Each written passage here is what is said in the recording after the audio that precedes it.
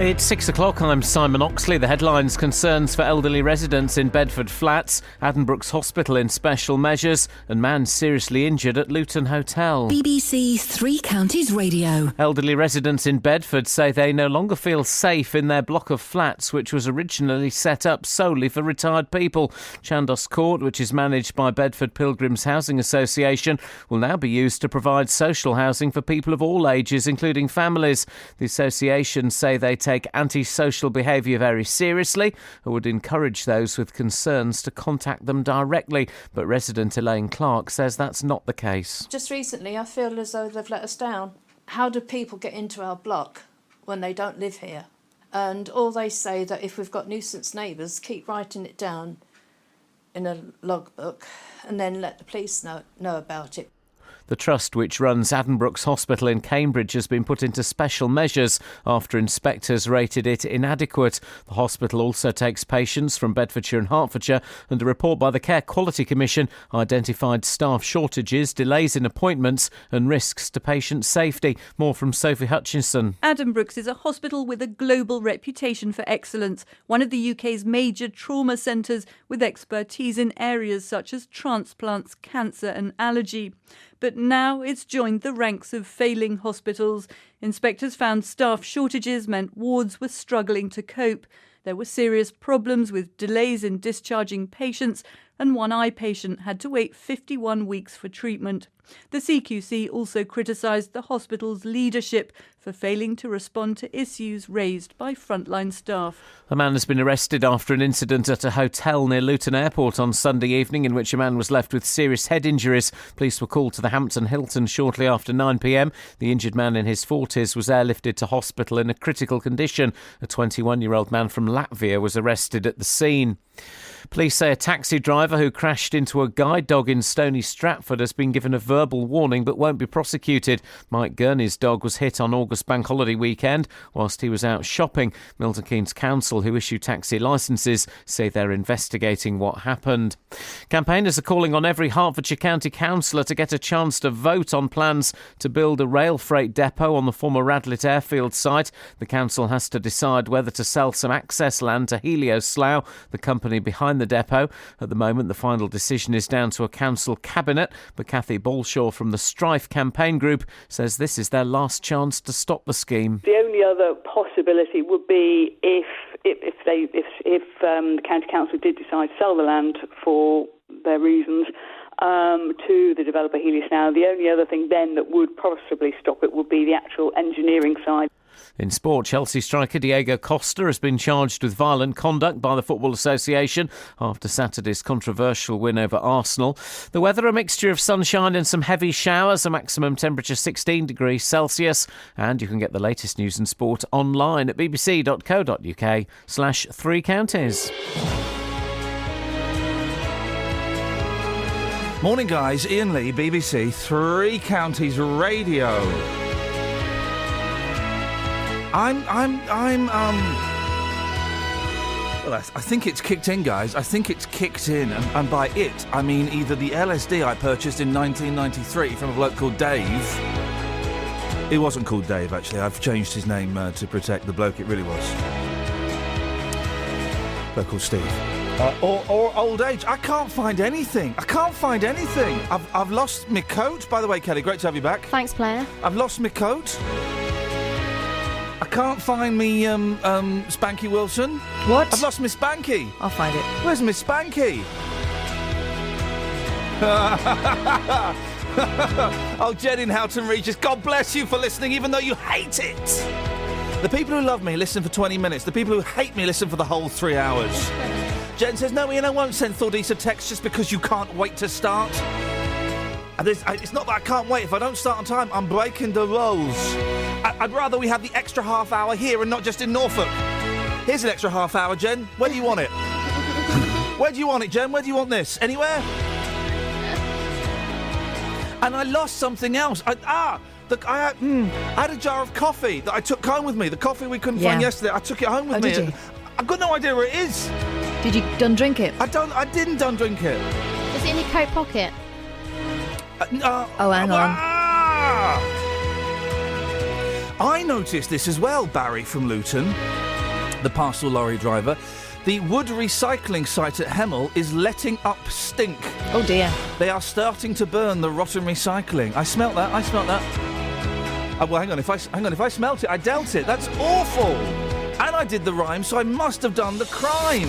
Across beds, Did you hearts deny and it? bucks. This is No. BBC Well, then you didn't Three supply Counties it. Thank you Radio. very much indeed. Let's play a song for Jen, shall we? Yeah. Oh, hang on a minute. Hang on. Let's play a song for Jen, shall we? There we go. Every man has his techniques, and they're all different.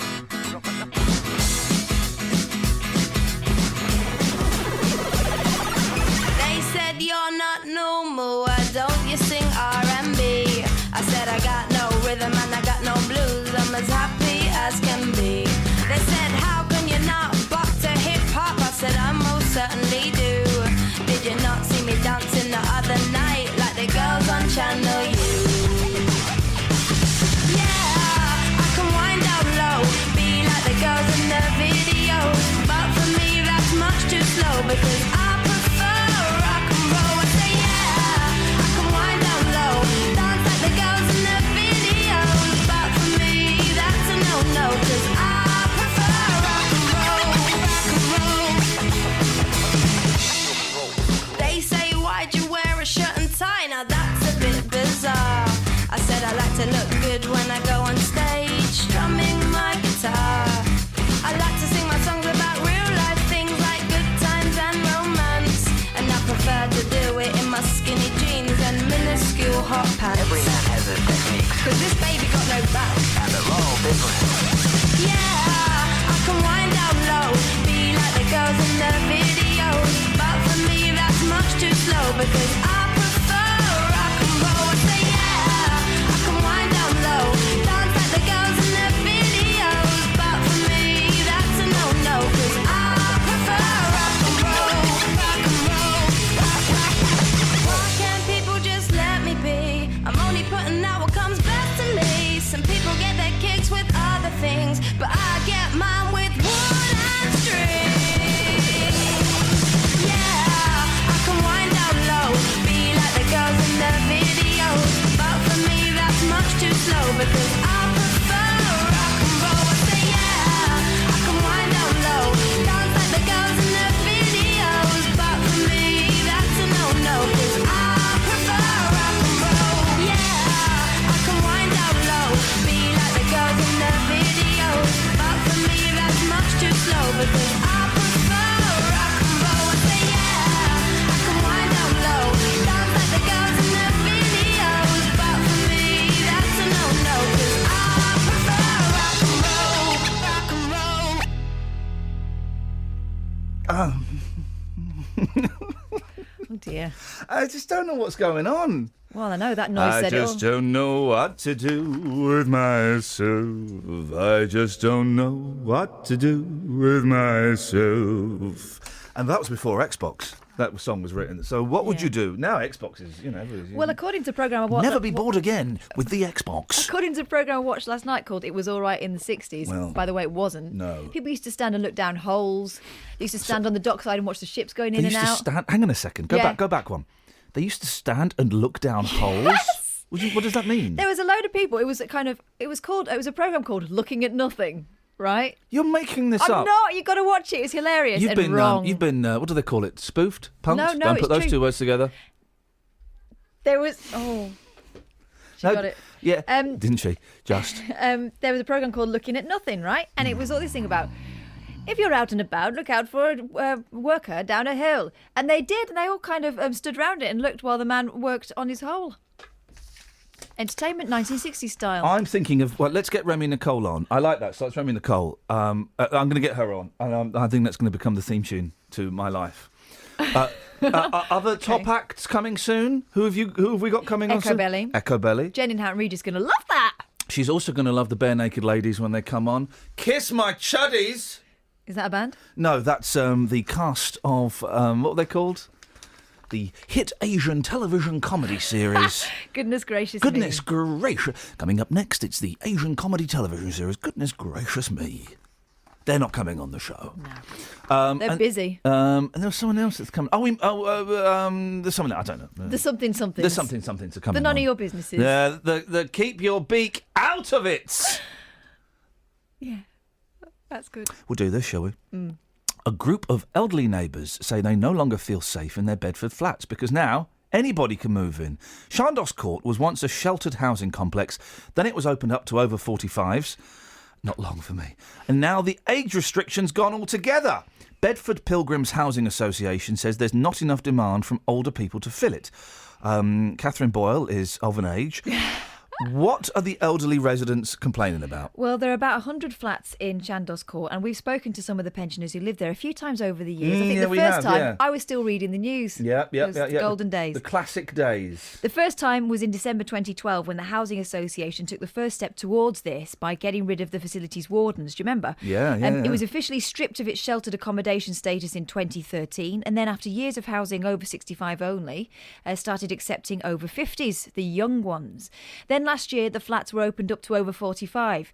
But now, Ian, the age restriction is being removed altogether. Good news for you. Allowing anybody eligible for social housing. Good news for anybody apart from the elderly residents, Catherine. Let's not make light of this. It's a very serious story. Absolutely. So it allows anyone eligible for social housing to move in, and it's not been well received by current residents. Now, some of them say that they've been confronted by people fighting in the blocks, sleeping, smoking, and even going to the toilet.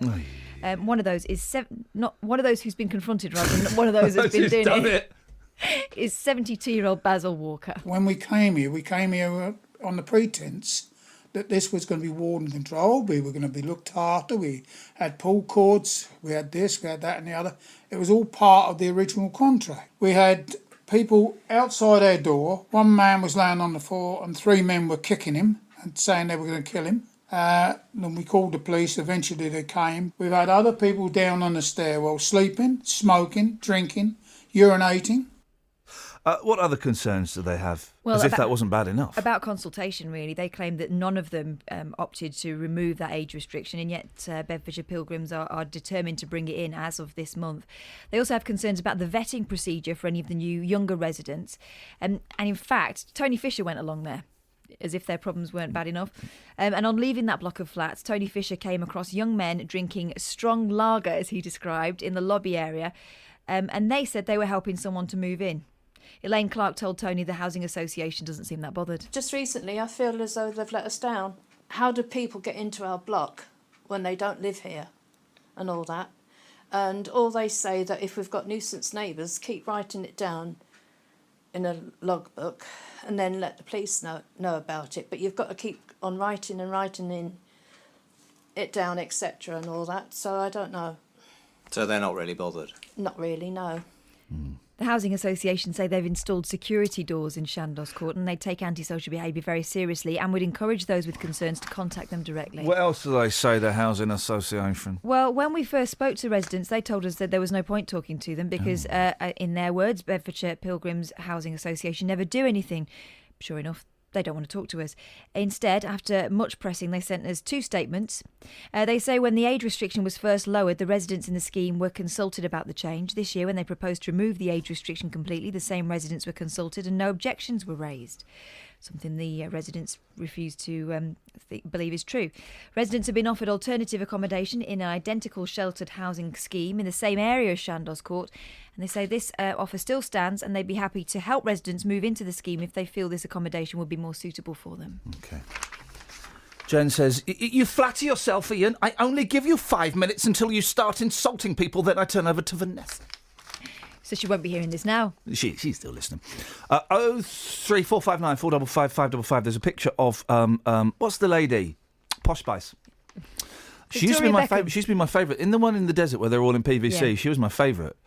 If I had to pick one now that would be my favourite, it would probably. It depends on what terms we're talking favourite. Sexually, Jerry. Personality-wise, baby. I like baby. I was in a restaurant with her. Different tables, never spoke. This is like Justin's story about dining with Cliff Richard. We were in the same restaurant. It was a tiny restaurant. Oh. It was a tiny restaurant in Crouch End in North London. In my student years, I was asked to join a Spice Girls cover band. Wow. Called Nice and Spicy. Oh, man alive. What are you doing tonight? Oh, nothing. Oh, you should come down to the uni. Nice and spicy you're playing. Travel news for beds, cards and bugs. BBC Three Counties Radio.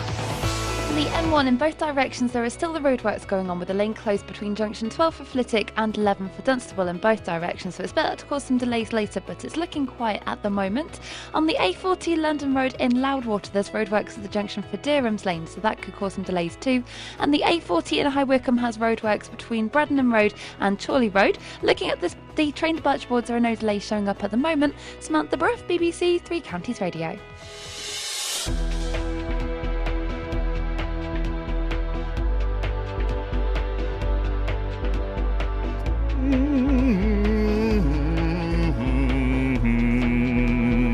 Harmonising with the news bed really can be a lot of fun.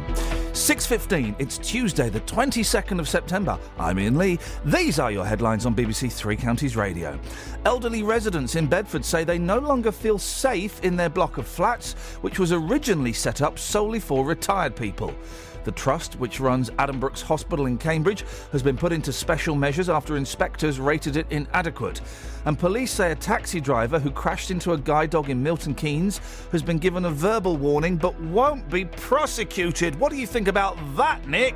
Nick Coffer on BBC Three Counties Radio. On Friday, I was joined by one of the nation's favourites. I hope people get a lot of fun from stories and readings, and I've got some wonderful archive material that I've unearthed. Michael Palin discussed his diaries. I enjoy talking about my work. It's part of what you have to do anyway, but I mean, I don't think I'd have published diaries if I didn't want somebody to read them and talk about them. His career. The idea of preparing for Monty Python made me aware that I enjoy being on stage, enjoy being in front of a live audience. And his life. Other times you will just have to persuade someone that they should pay for the work you want to do. If you missed it, go online to bbc.co.uk/Three Counties Radio, where you can catch up on all our programmes.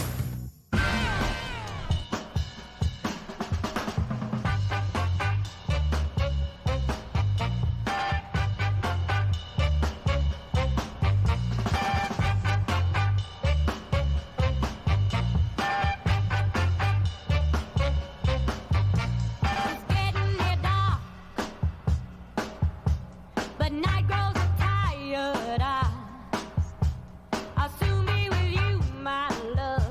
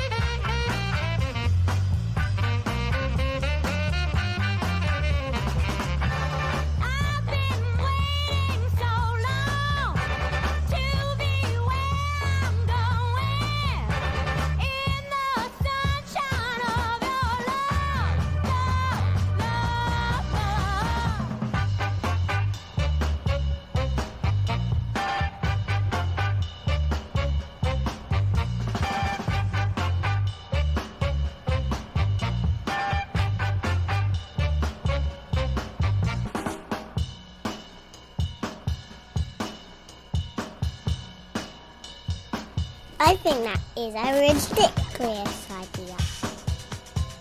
Click that. Doorbells. So boobs is not news. That's old news. That's old news. That's old news. That's old news. That's old news. That's old news. Everybody? That's old news. Justin, you want to have a quick go with us? Yes, please. Yes, please. Here we go. That's old news. Great times. I Classic. love that guy. Love that guy. Classic Bants. I'm digging the vibe. I'm just a little bit tangled up in my headphones, but that's groovy. You've not seen my green jacket, have you, Just? No, I haven't, boss. No, Lost are you it. accusing me of stealing it? Or? No. I did accuse Kelly Betts of stealing it last night when I sent her a text saying, Apology accepted. Thank you, I do. See, Kelly could probably use that as some sort of tent, couldn't she? Are you saying Ian's fat? Or that she's like like an ant. What are you saying, dog? Who are you belittling or belaging? It's just classic bands, guys. Hey, Yeah, I don't classic know, bands. It's bands. I don't know if it'll go under if I file it under classic. I don't know if I file it under C for classic. C for something, but probably not C for classic. Now, yesterday, Justin, this story's incredible. We spoke to Mike Gurney from Milton Keynes. He told us he's being sued by the taxi driver. I'm laughing because it's so outrageous. He's a blind guy, right? He's got a guide dog. The taxi driver hit the guide dog by doing a really bad three-point turn and going up on the curb. So the taxi driver is suing Mike. Yeah, nice, isn't it?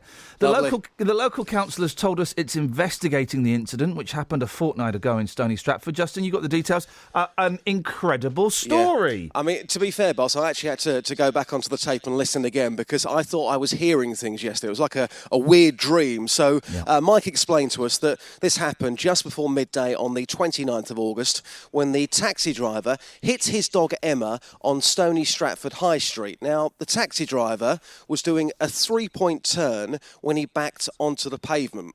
Got some audio coming up here. Mike said that he didn't know whether the car had stopped or not. So what he did, he hit the boot to make sure the driver knew not to come back any further. When my dog was suddenly thrown into my leg, I bent down and put my hand over her side because she'd gone slightly backwards, and that's very rare. Yeah. And up against her body was the back of what I later found out was a minicab. Oh. So I gave it 2 good whacks and shouted... The minicab you gave the wax to? Yes. Yeah. I had no way of knowing if it was still coming back. So what's the driver doing now? Well, the police told me he was going to claim for damage to his boot. I dented it when I hit it. I'm laughing because it's so ridiculous. What an absolute scumbag this bloke is. Not Mike, obviously. That he seems like a nice I think what we need chap. to do, boss, is get hold of a walking stick and hit it against a vehicle to see whether we can actually dent it, because I would doubt that very much. Oh, hell hath no fury like a guide dog owner scorned. I think that's the saying. The police, what the police said? Well, they said have spoken to everybody involved, and the driver was given a verbal warning and advice. Following an investigation, they say that no action will be taken against the driver, but the dog owner can now make a formal complaint if he's unhappy with the outcome. Now, according to Mike, when he spoke to you yesterday, the police said to him on the phone that the driver was executing a lawful manoeuvre. Mike responded by saying, well, since when has it been legal to mount the curb and hit a dog? Yeah, to that, he got no response. If you're doing a three-point turn, you don't go up on the curb. That's how I failed my driving test the first time. So there you go. As for the guide dogs for the Blind Association, they say they're working with Mike and Emma to support their full recovery.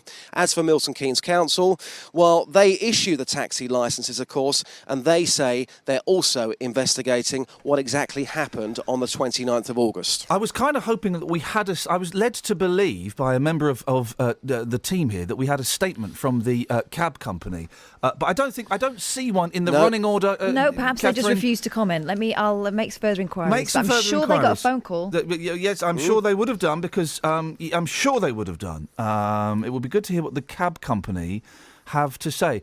If they, if the member of our team, maybe it fell through the net, let's put a call into the cab company this morning and see if they what they want to say. Catherine, let's find out. Let's investigate. Dealey. Yes, boss. I got two corkers for you today. Excellent. One really annoys me. The other one is a legal minefield. Okay. Right now, you've got to honestly, you've got to tiptoe through the lawsuits for the second one. I don't often do that, but No, I'll try. I'll tell you this. I'll tell you the second one a bit. I'll tell you the second one after 7. Okay, it's a good one. Okay, but you promised me you'll be careful. Yeah, I promise. I promise. Good. The first one has got me furious. Right, it's in a few of the papers. Page 24 of the Mail. You've seen this, haven't you, Kath? So beautiful picture. We're more used to seeing them on red carpets and at glitzy parties, but David and Victoria Beckham were spotted in rather more down-to-earth setting this weekend at a corner shop in a Cotswolds village. Locals in Jimmy Nailsworth, Gloucestershire, were stunned to see the former England footballer and his skinny bird wife pull up to buy ice creams for their kids, not for her. And the pair were happy to pose for photographs. And there's a beautiful picture of 3 young girls, Erin Cornell, Maisie Godfrey and Ulma Seeks, all 11, OK? Lovely. And Miss Beckham is there, having the picture. The thing that's got me annoyed about this picture, right? What could possibly annoy you about a picture like that? They're in a Bunce's, a happy shopper, and this, I don't know what it is. We don't know the name. In the Cotswolds? In the Cotswolds. And the girls are going, oh, come here, the picture, give me the picture. Yeah, right, you're my picture. She's not taken her sunglasses off. She's got big, old-fashioned... You know Elizabeth Taylor used to wear sunglasses that made her look like the Fly with Jeff Goldblum? Hey, careful, She I looked wear good. those. Sorry. She's what? She looked good. She should have taken her sunglasses off. No. It's rude. Something that I think... She's indoors. I always take my sunglasses off when I go indoors. Thing is, right, I get the pop star thing. I get one of my favourite films, even though I hate the man, is I think it's called Don't Look Back, a documentary about Bob Dylan in 1964. It's a masterpiece. And he's doing a press conference in London with his sunnies on, and they're saying, why are you wearing your sunnies? Yeah, I want to wear my sunnies. And I get the kind of pop star attitude, but not when you got 3 11-year-old girls. Where's the girl power there? Do you know what she should have been? They should have overpowered her and ripped him off her face. She was doing the right thing. What? She had the photograph taken, okay, and that's her style. She's always known for wearing big sunglasses. It's like saying, Ronald McDonald, I'll tell you what, boss, take your makeup off. Can we have a selfie? Joseph and the amazing Technicolor Dreamcoat, I'll tell you what, can you take off your coat for us and we have a selfie? Let me tell It's you part of her look. It's part of her image. One thing. When was the last time you saw Ronald McDonald?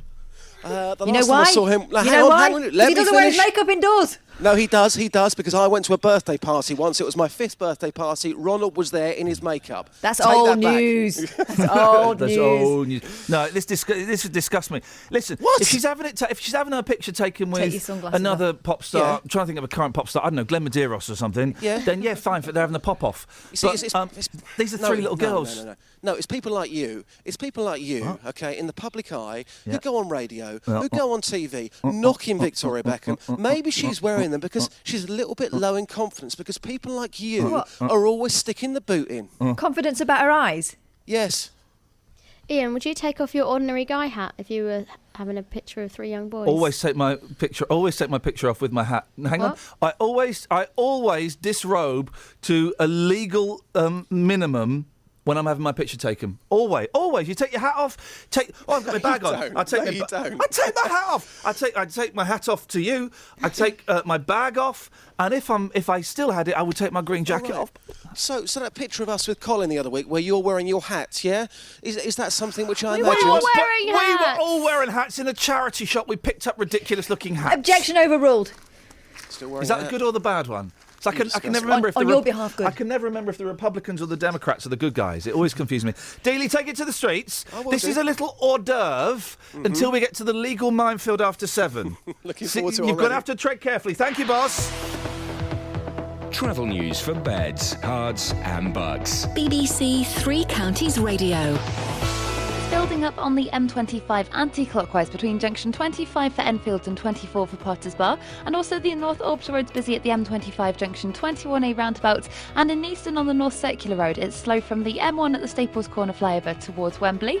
In Welwyn Garden City there's roadworks on Hertford Road, so there's a lane closed between the A1M and Hertford Road which could cause some delays later on, and in Houghton Road in Chiltern has roadworks going on between the High Street North and Mill Road which could also cause some queues. There's no reported problems at the moment on the trains though. Samantha Bruff, BBC Three Counties Radio. Across beds, hearts and bugs. This is BBC Three Counties Radio.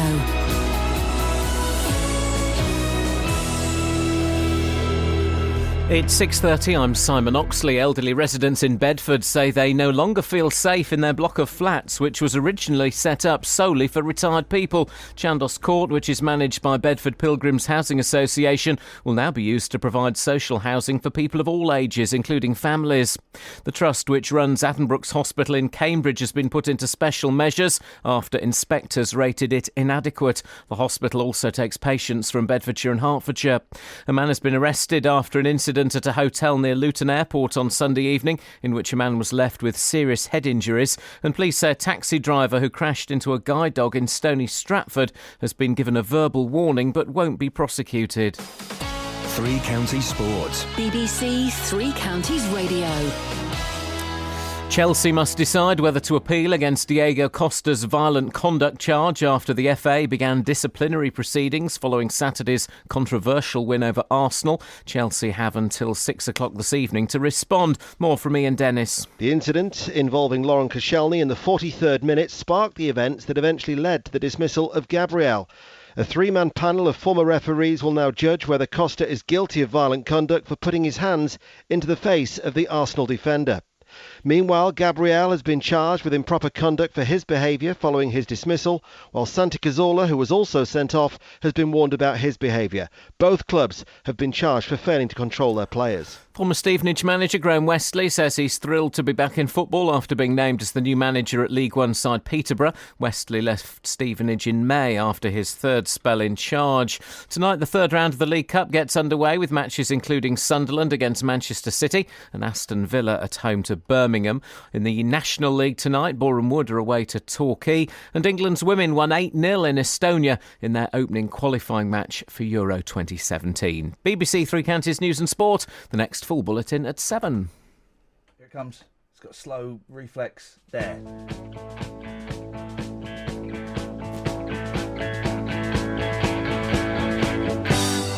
Waking up a fever in a one-horse town was a jockey by the name of Joe. He didn't have a lot of what you might call luck, but he had a lot of get up and go. Get up and go, get up and go, get up and go back home.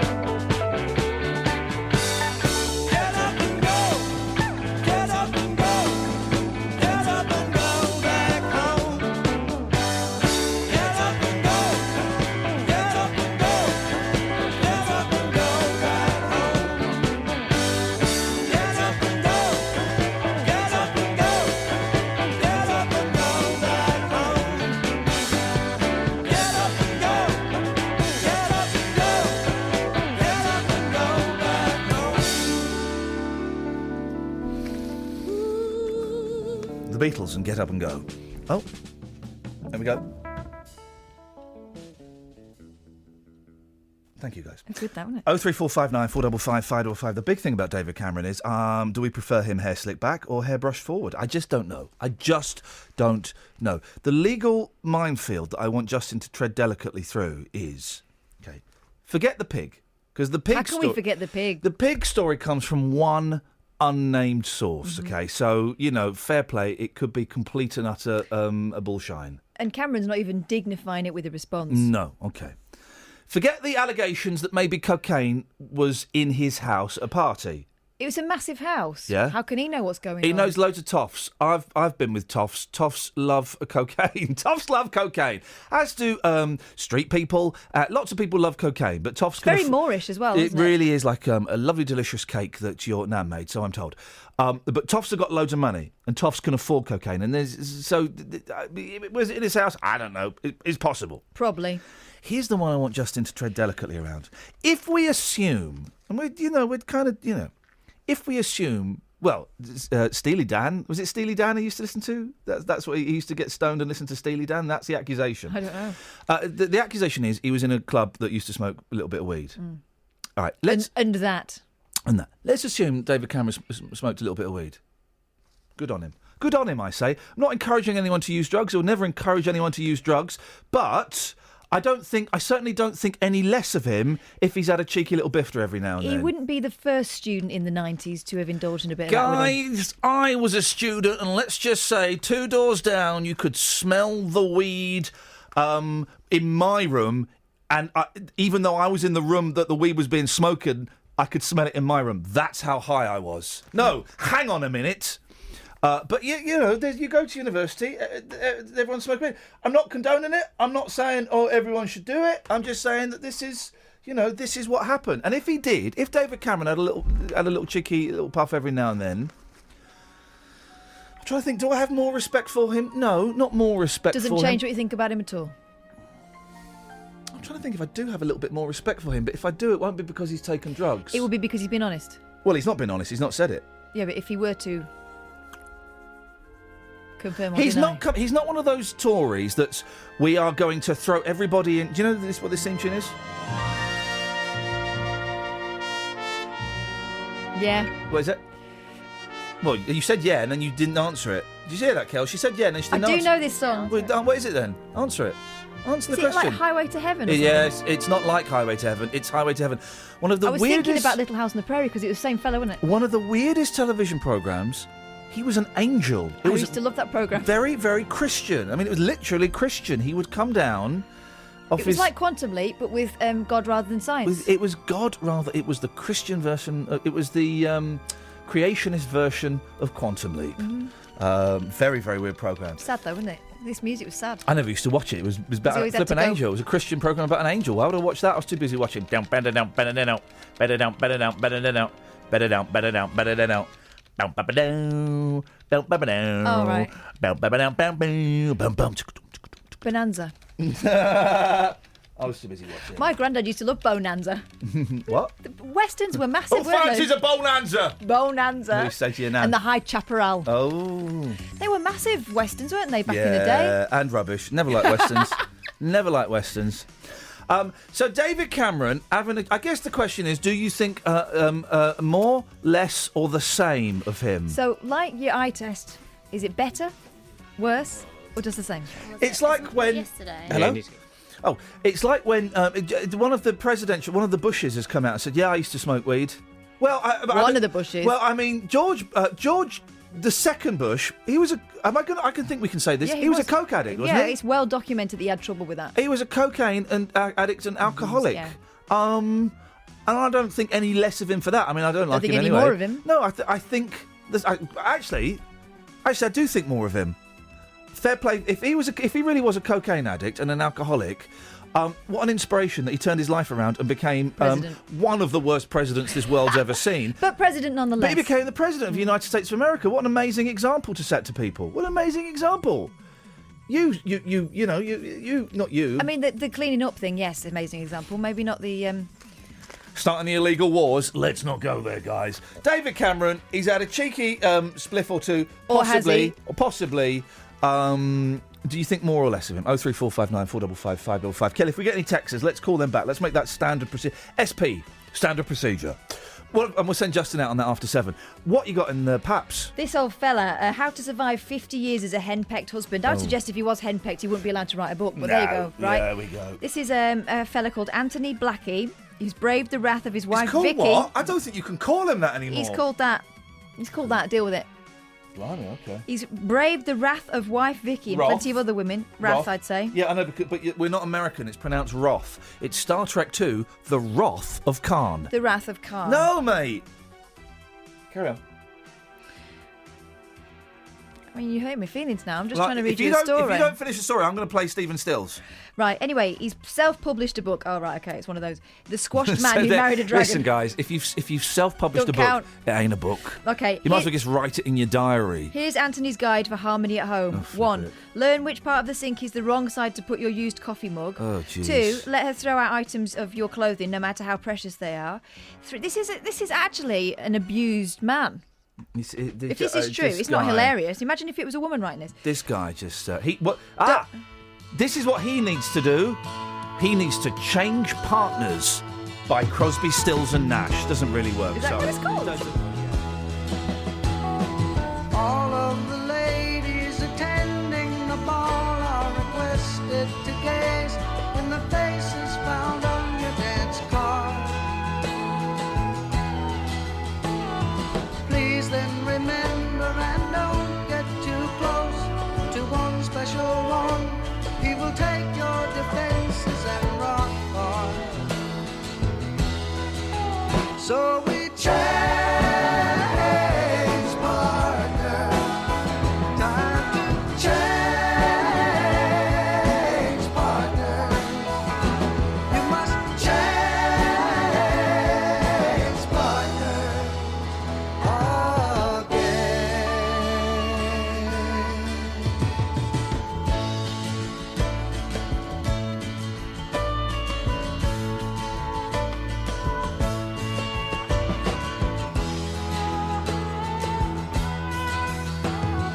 This is how most of our ladies grew up at the country club dances. They learned how to handle the boys.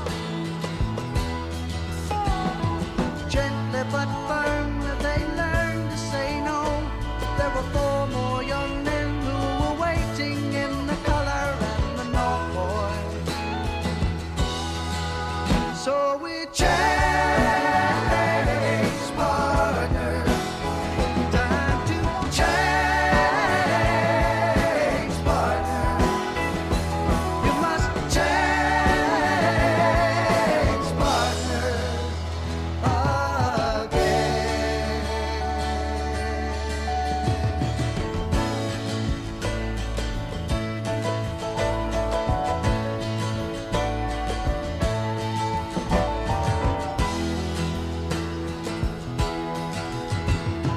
All of the ladies attending the bar are requested to gaze in the faces found on your dance card. Please then remember and follow your list, 'cause the dear things get hurt and the broken hearts make you feel hard. So we change partner. Time to change partner.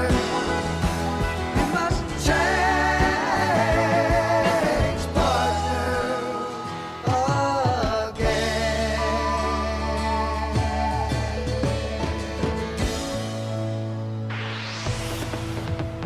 Travel news for beds, cards, and bugs. BBC Three Counties Radio.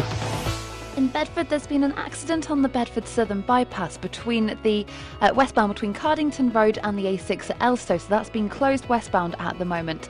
Carl and Darren called to say. On Hollycross Road in Ware, there's been an accident there between Woodbury Hill and Capel Lane, and on the M25 it's busy anti-clockwise between junction 21 for the M1 and 19 for Watford. Also, the North Orbital Road in Bricketwood is busy around the M25 junction 21A roundabout. Samantha Bruff, BBC Three Counties Radio. Thank you, Sammy. It's 6:45. It's Tuesday, the 22nd of September. I'm Iain Lee. These are your headlines on BBC Three Counties Radio. Elderly residents in Bedford say they no longer feel safe in their block of flats, which was originally set up solely for retired people. The trust, which runs Adam Brooks Hospital in Cambridge, has been put into special measures after inspectors rated it inadequate. And police say a taxi driver who crashed into a guide dog in Milton Keynes has been given a verbal warning but won't be prosecuted. Let's get the weather. Beds, Hearts and Bucks weather. BBC Three Counties Radio. Good morning. It is quite a wet start again this morning. We have a fair amount of rain around throughout. We've got heavy showers working their way across all three counties. Possibility a bit of thunder mixed in there as well, but it really is quite miserable. Now, these showers are going to turn a little more isolated, or become a little more isolated later on this afternoon, breaking up. So fewer further between. We could see some brightness between them, but a shower is never very far away. And a northwesterly breeze today means it's not going to feel particularly warm either. We're looking at a maximum of 16 Celsius. So overnight tonight, gradually the cloud will disappear. We'll get some clear spells. Temperatures down to 9 Celsius, and we could see a bit of mist and fog develop as well. For tomorrow, quite chilly, but a bright start. Some sunshine around, but gradually getting cloudier as our next weather front moves in. Patchy rain perhaps tomorrow evening. Maximum temperature at 16 Celsius, and that's your forecast. If you've missed any of the programmes here on BBC Three Counties Radio, you've missed things like this. What have you got for us, Liz? Can you beat leaving his scooter behind? Yes. I've left my knickers behind. But there is a way you can hear it all again. And he had been replaced with a baby grey budgie. What? Yes, he's been replaced. bbc.co.uk/Three Counties Radio. Yes, the idea of preparing for Monty Python made me aware that I enjoy being on stage, enjoy being in front of a live audience. Allowing you to listen to what you missed. Would you sue your neighbour, your friends, if your child got hurt on one of their trampolines? bbc.co.uk/Three Counties Radio. Bring it. No, hang on. Whoa. Wait. Whoa. No, hang on. What are you doing? I don't know what. Hang on a minute. Oh, We're not getting jiggy, are we? Bring it. I'm trying to play the Who. Bring it. No. Is this not them? Bring it. No. Hang on. Right, that should do it. No. Why is this even on my computer? This is my computer. It's for your dance practice, isn't it? I've lost all the good stuff. I've still got the Wesley Willis, by the way, guys. Don't worry. And I need to listen to that to find a track that we can play on the air that hasn't got swearing in. I could play you some Wildman Fisher. You aware of Wildman Fisher? No, who is he? You'll like Wildman Fisher. He's good. Hang on a second. Let's go to Fisher King disc. No, let's not have that. Here we go. You like this? I like. Do you want? I'm a Truck. Okay. I'm a Truck turns songwriting on its head, guys, because the song becomes the song that he's singing about. I'm a truck. I'm a truck. Say, mister, are you a truck? Yeah, I'm a truck. Can I have a ride? Sure, hop in. Oh, I'm a truck. Listen, you turn the radio I'm on. a truck.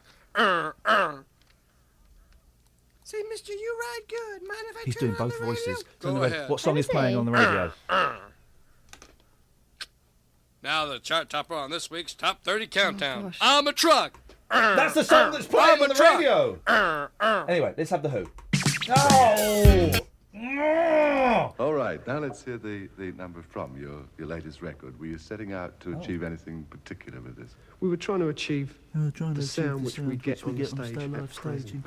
Can't Explain was written as a sort of commercial number two.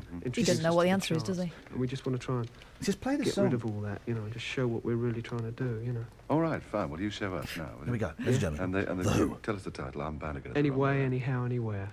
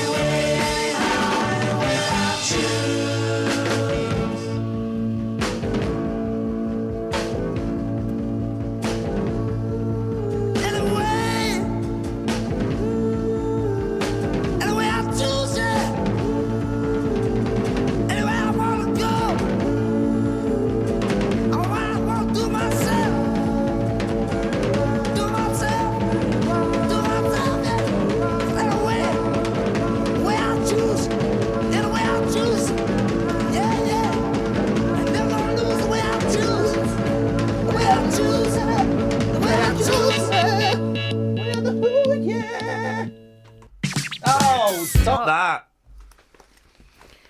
Unbelievable. When I saw The Who at Glastonbury, they said, this is a song about seeing really, really far ahead. And then they played this. Bring it. Yep. Yeah. A classic I Can See for Miles. That's imagine having a contract as good as Wally Webb's.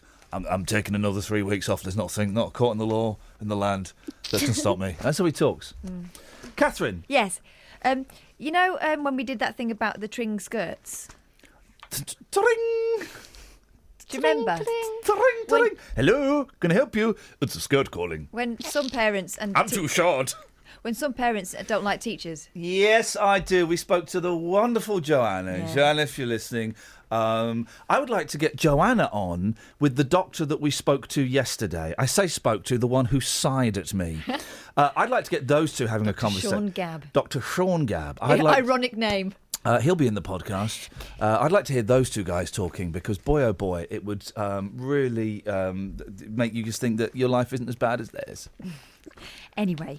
Anyhow. Pupils could be banned from school trips if their parents criticise teachers on Facebook and Twitter. Anywhere. The clampdown comes amid Sorry, a trend. what? I wasn't listening. I was trying to be clever. Yeah, I know. Huh?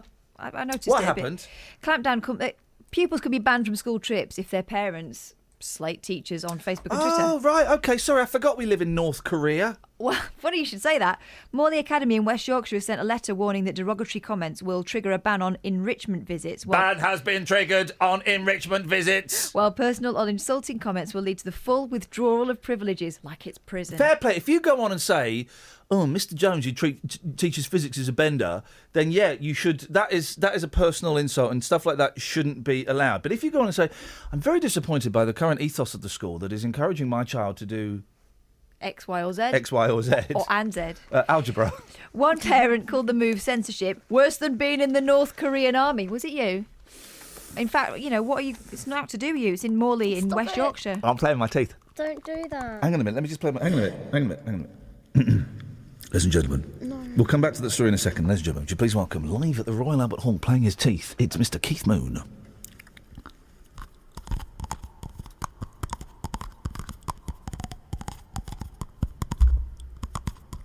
What song was that? William Tell over. Yeah, it was! OK, here's one for you. It's always that. No, OK, I'm going to do... OK. Name that tune. Name that tune on my teeth. Right. This is what the Saturday show's going to be. I've worked it out. It's this. OK. What's wrong, Kelly? I don't like it. OK, here we go. Name this tune. OK. OK.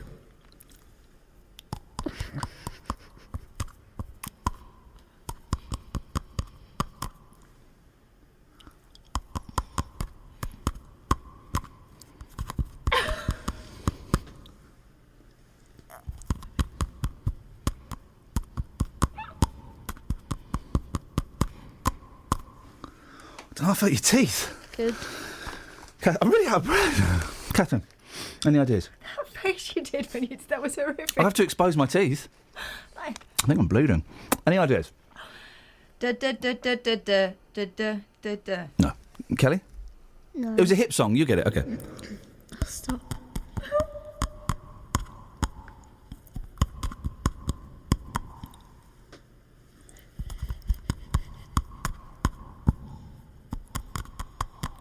Is it the Beatles? Thing you knew about Obra Sergeant Pepper's Lonely Oh, Catherine got it, Sergeant Hearts Pepper's. Band. You'll go. You got massive teeth. This will be easy. Go on. All right, hang on, let me I'm think. bleeding quite Hope soon. you are. All right, let me think. Thanks, Kelly. Let me think. There we go. Let me think. All right, here we go. Here we go. This is horrible. OK. But you got really big teeth. This is going to sound awesome. It'll be loud.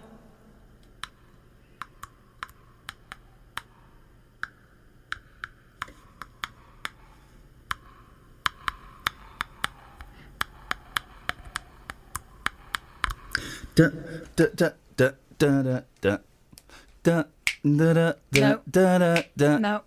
Da. No. Give it to me one more time. It's one of our favourites. Kelly, you should know this. Okay. Pay attention.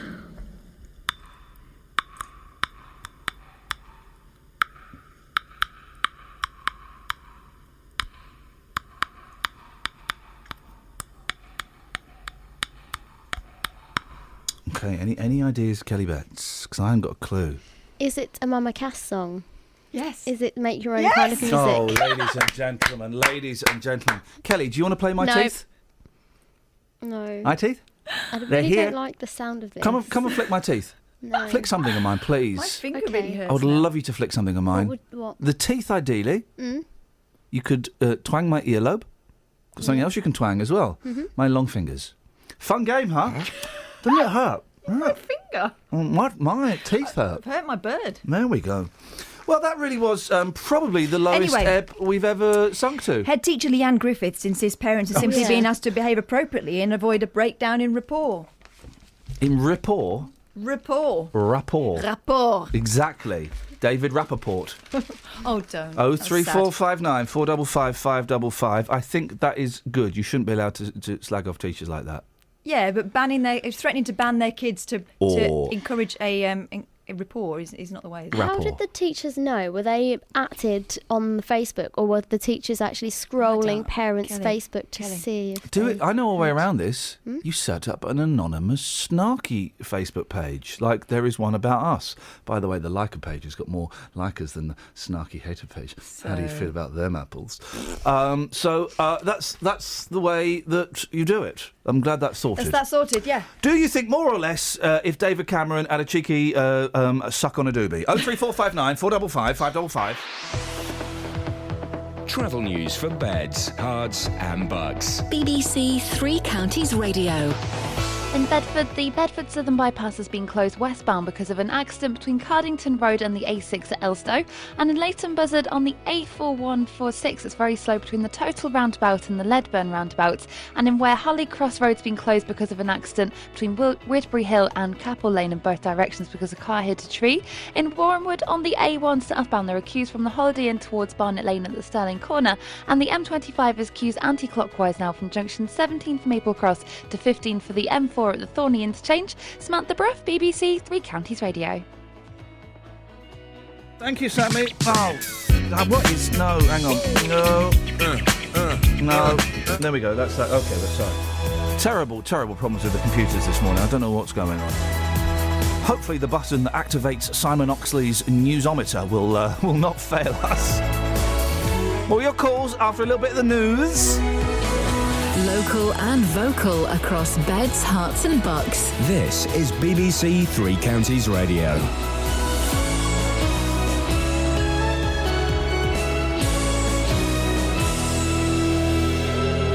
It's 7 o'clock. I'm Simon Oxley. The headlines: residents' concerns over safety at Bedford Flats, Addenbrooke's Hospital put into special measures, and man seriously injured at Luton Hotel. BBC Three Counties Radio. Elderly residents in Bedford say they no longer feel safe in their block of flats, which was originally set up solely for retired people. Chandos Court, which is managed by Bedford Pilgrims Housing Association, will now be used to provide social housing for people of all ages, including families. The Housing Association says there are empty properties in the block due to a lack of demand from older people, and they have many families in need of housing. One of the residents is 72-year-old Basil Walker. When we came here on the pretence that this was going to be warden controlled, we were going to be looked after, we had pull cords, we had this, we had that and the other. It was all part of the original contract. All of that's changing now. So anybody can move in now.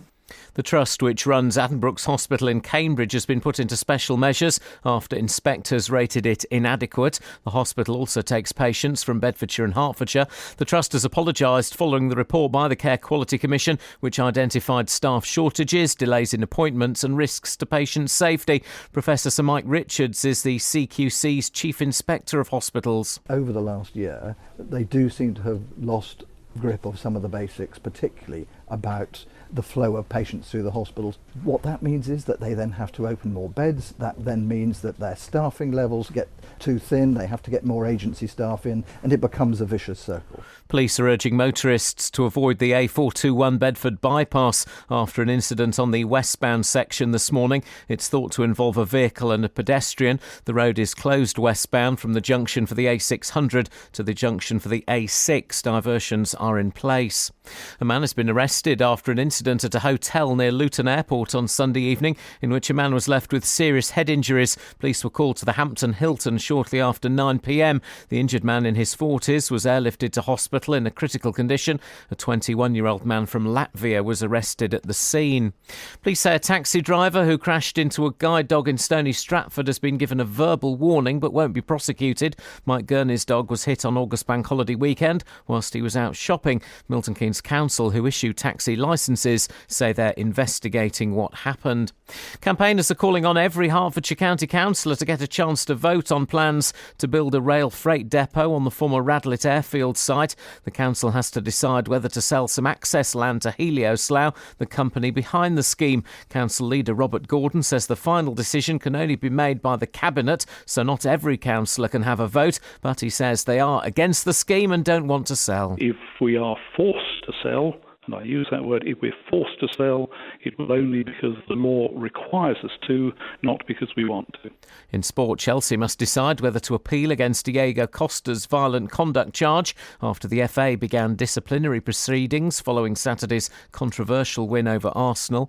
The weather, a mixture of sunshine and some heavy showers, a maximum temperature 16 degrees Celsius, and you can get the latest news and sport online at bbc.co.uk/3 counties. Flipping it. Hang on a second. Which we get. No, get that's the Who. Oh, blimey. This is the one. There we go. That's all. Thank you, Simon. That was so professional that I just had to inject an air of unprofessionalism. Sure, why the hell not? 03459 455 555. Posh Spice. She goes out. She has her picture taken with some kids. She don't take her sunnies off. Now listen, if she were hanging out with, I don't know, Justin Bieber or the New Kids on the Block NKOTB, keep your sunnies on. You're playing the game. It's theatre. It's theatre. In the shop in the Cotswolds with 3 little girls who are 11, it's rude. I'm furious about this. I say furious. 03459 455 555. And if David Cameron had smoked a bit of weed when he was in college, I don't see it as damning. I don't think more of him. I don't think less of him. I think the same of him. Let's assume that the accusation... Forget the pig's head. Let's assume the accusation about David Cameron smoking joints in college is true. Does it change your opinion of him? It shouldn't. 03 459 455 555. Across beds, hearts and bucks. This is BBC Three Counties Radio. I don't know if my... I never know if my texter is working after yesterday's texter not working. Is your texter working, and do we have any texters? The texters are working. Okay, what have you got? Lee says westbound solid traffic on the A421 from Bedford towards Kempston. Okay, thank you, Lee. Was the sauce in the pig story an apple sauce, says Tony. Oh, Tony. And one from Peter in Walmer Green. I don't think it was apple sauce. Behaving like Corbyn media beta. No idea. Okay, what thank that you. means. From Peter, from which one? Peter in Walmer Green. Oh, he's calling in. We'll find out exactly what that rant is about. Look, have I just said a swear? The phones have gone mental. That normally means I've dropped an F-bomb or something. 03459 455 555 is the telephone number. Elderly residents in Bedford say they no longer feel safe in their block of flats, which was originally set up solely for retired people. Chandos Court, which is managed by Bedford Pilgrims Housing Association, will now be used to provide social housing for people of all ages, including families. The Housing Association says there are empty properties in the block due to a lack of demand from older people, and they have many families in need of housing. Well, residents have recently been confronted by people fighting, sleeping, smoking and urinating on their doorsteps. Sounds horrible, doesn't it? We're going to speak to... we've got 2 residents lined up. Let's go to Basil Walker first. Good morning, Basil. Good morning. How are you? I'm fine, thank you, Basil. When did you move into the flats? Approximately 9 years ago. And why did you choose those flats? How was it sold to you? As warden controlled. In other words, there was a warden on site, and we also had pull cords, obviously, for any emergencies. and it was to be over 60s only. And explain to some of my younger listeners why having a warden on site was such an important feature. Well, obviously, as you get older, you get frailer, I'm afraid. But it meant that you wouldn't have a lot of people coming in who were probably drunks, etc., like we did in the end. And it meant that there was somebody there that you could contact at all times if you needed help in any way. Say I fell down in the flat or the wife fell down or whatever, and I couldn't move her, I could pull the pull cord, and that would direct us into the people who would come round and sort us out. When did they get rid of the warden? That's been about 3 years ago now, I think. 2 or 3 years ago. So the warden went, but it was still for, what, people over 65? Still over 60 at first. 60, right. Yeah. Then when did that change? Well, in 2012 we had a consultation, but back in the late 2012, at the end of 2012. Yeah. And then in 2013 they let us know that, no, they're going to drop the age. It was then going to be 50. So they helped them to let the flats, but they were going to vet everybody that come in to make sure that we didn't have any problems with them. But that didn't happen. We did have problems. Well, what problem? And the age is lowered, and now there's no age limit. Is that right? No, they've taken the age limit away completely this year. Tell us some of the problems you've had. Well, we've had outside our front door. There was a young lad. I say he's young to me, obviously, laying on the floor, and 3 men who were friends with a tenant along the alleyway here were kicking in him and threatening to kill him and cut him. So we had to call the police to come out and sort it out. And was one of them a resident of the place? Well, I don't know if he was actually doing any kicking or what has happened, but they were all his mates. Okay, so he was only in a bed sit. Okay, so a resident was involved. Yeah. Okay, I'm flipping heck. And what's this about people urinating everywhere? Yeah, well, down this we have a stairwell where we have to walk down like half a flight of stairs. So the rubbish that you get, obviously, you bag it and then you put it down the chute to go down in for the waste, etc. Well, what was happening was there was some youths camping out down the stairwell itself, smoking and doing drugs and drinking, and then they would just stand up and urinate all over the floor. It doesn't sound nice. Basil, stay there. I want to bring Elaine into the conversation. Elaine, you live there as well, do you? Yes, I certainly do. Good morning. Morning, Elaine. Do you two know? I'm assuming you two know each other, do you? We do. Yes, I got to know Basil and his wife when I moved in 2 years ago. Okay. I originally lived over in Richbell Court. Yeah. And we had the same sort of problem. I was on the 14th floor. We had youths coming in, letting themselves in, running amok. I've found needles on the stairwells. I've found empty bottles of vodka.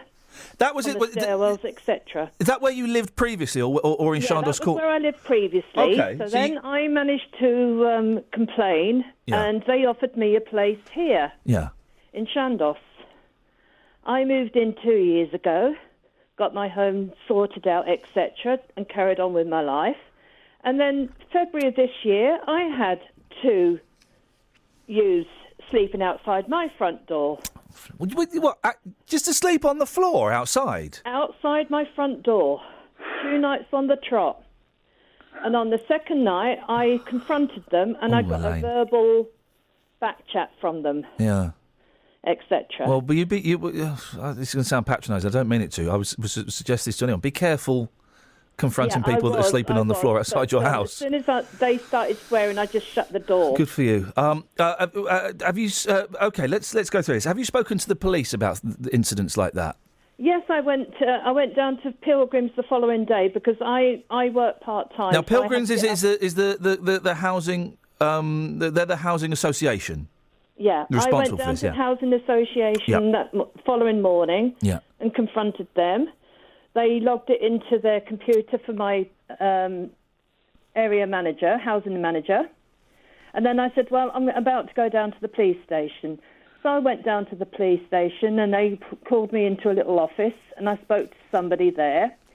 And then another colleague came in, a police officer, and recognised me and spoke to me about it. Why did he recognise you, Elaine? Are you a troublemaker? Have you been in trouble with the law? No, I'm not a troublemaker. Okay. Right, good. No, Good. he was a young PCSO that used to go round the estate, etc. Oh, okay. So you got to know him then. Oh, okay, yeah, lovely. But now he's what I would call a proper copper. Proper copper, yep. Yeah, and I described these two adult youths, whatever you'd like to call them, and he said, and he looked at his colleague and said, I think we know who they are, sort of thing. So he said, well, log it in each time that you have a problem.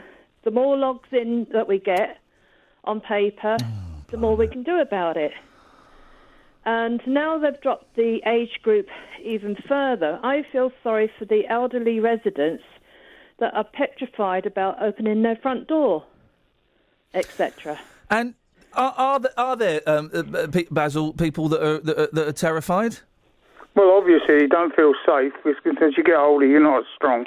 I mean, I used to work as a doorman, but I wouldn't fancy taking on the way they are today because it's all knives, etc. and etc. You know, it's not just fists. So.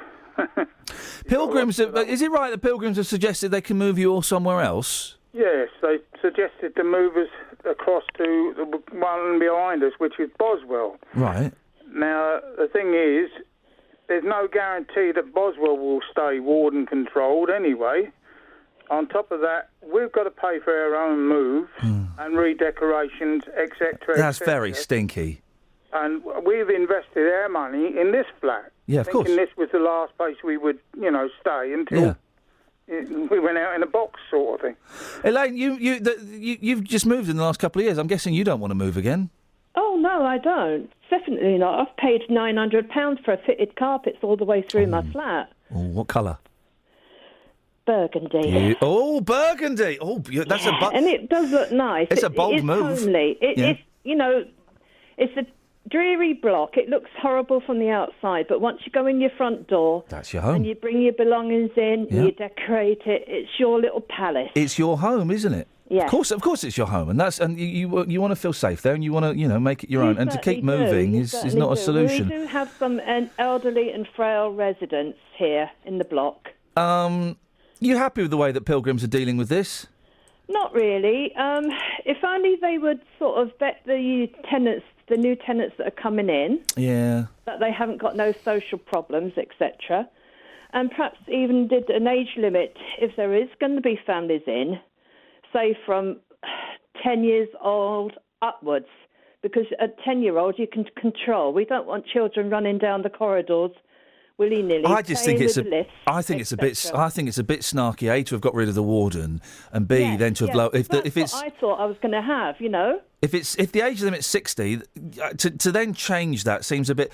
I'm looking through my computer, Catherine, as we now have to do because all these things are scattered everywhere. I don't see a statement from Pilgrims. Did we speak? We did have a statement. Hang on, it might be in the first bit that I try read and find out it Yeah, because here it is. Go on. They sent us two, in fact. Okay, go on. Let's read it to these two. Let's see. In fact, I think I might have an abridged thing. They say when the age restriction was first lowered, the residents in the scheme were consulted about the change. This year, when they proposed to remove the age restriction completely, the same residents were consulted and no objections were raised. Residents have been offered alternative accommodation at an identical sheltered housing scheme in the same area. Home. This offer still stands, and we'd be happy to help residents move into the scheme if they feel this accommodation would be more suitable. And Elaine, were you consulted about lowering of the age? Not like that, no.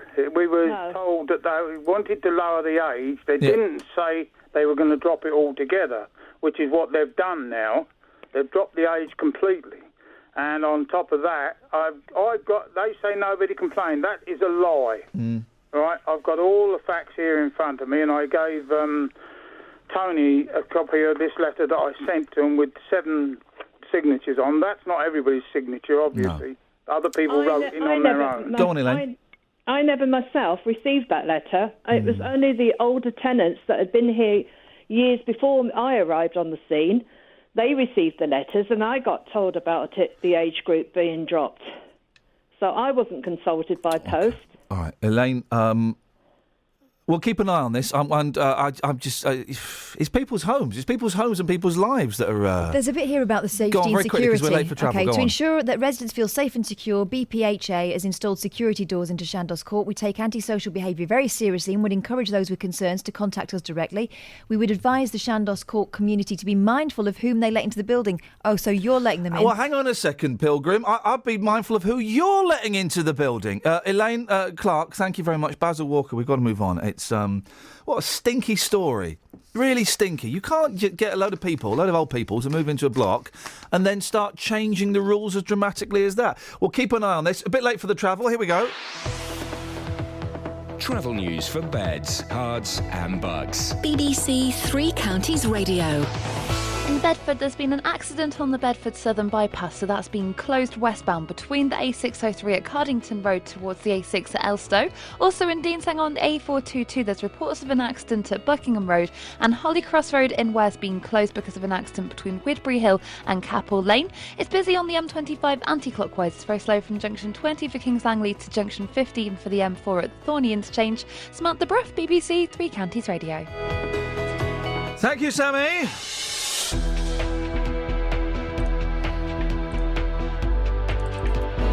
Oh, no. 7:18, it's Tuesday the 22nd of September. I'm Iain Lee. These are your headlines on BBC Three Counties Radio. Elderly residents in Bedford say they no longer feel safe in their block of flats, which was originally set up solely for retired people. Police are urging motorists to avoid the A421 Bedford bypass after an incident which has closed the westbound section this morning, and the trust which runs Addenbrooke's Hospital in Cambridge has been put into special measures after inspectors rated it inadequate. Oh, flipping heck, no. We've had a brilliant summer of cricket. That's Edson Court, it's all over.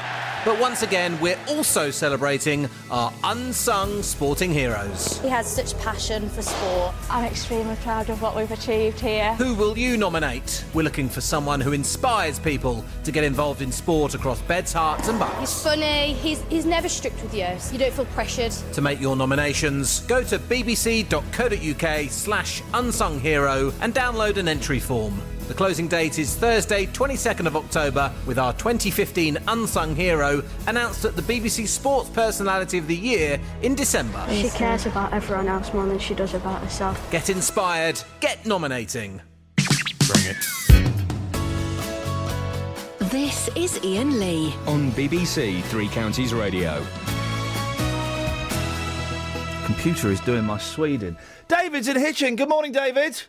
Good morning, Iain. So let's put the pig's head to one side. Let's put the allegations of cocaine-fuelled parties to one side.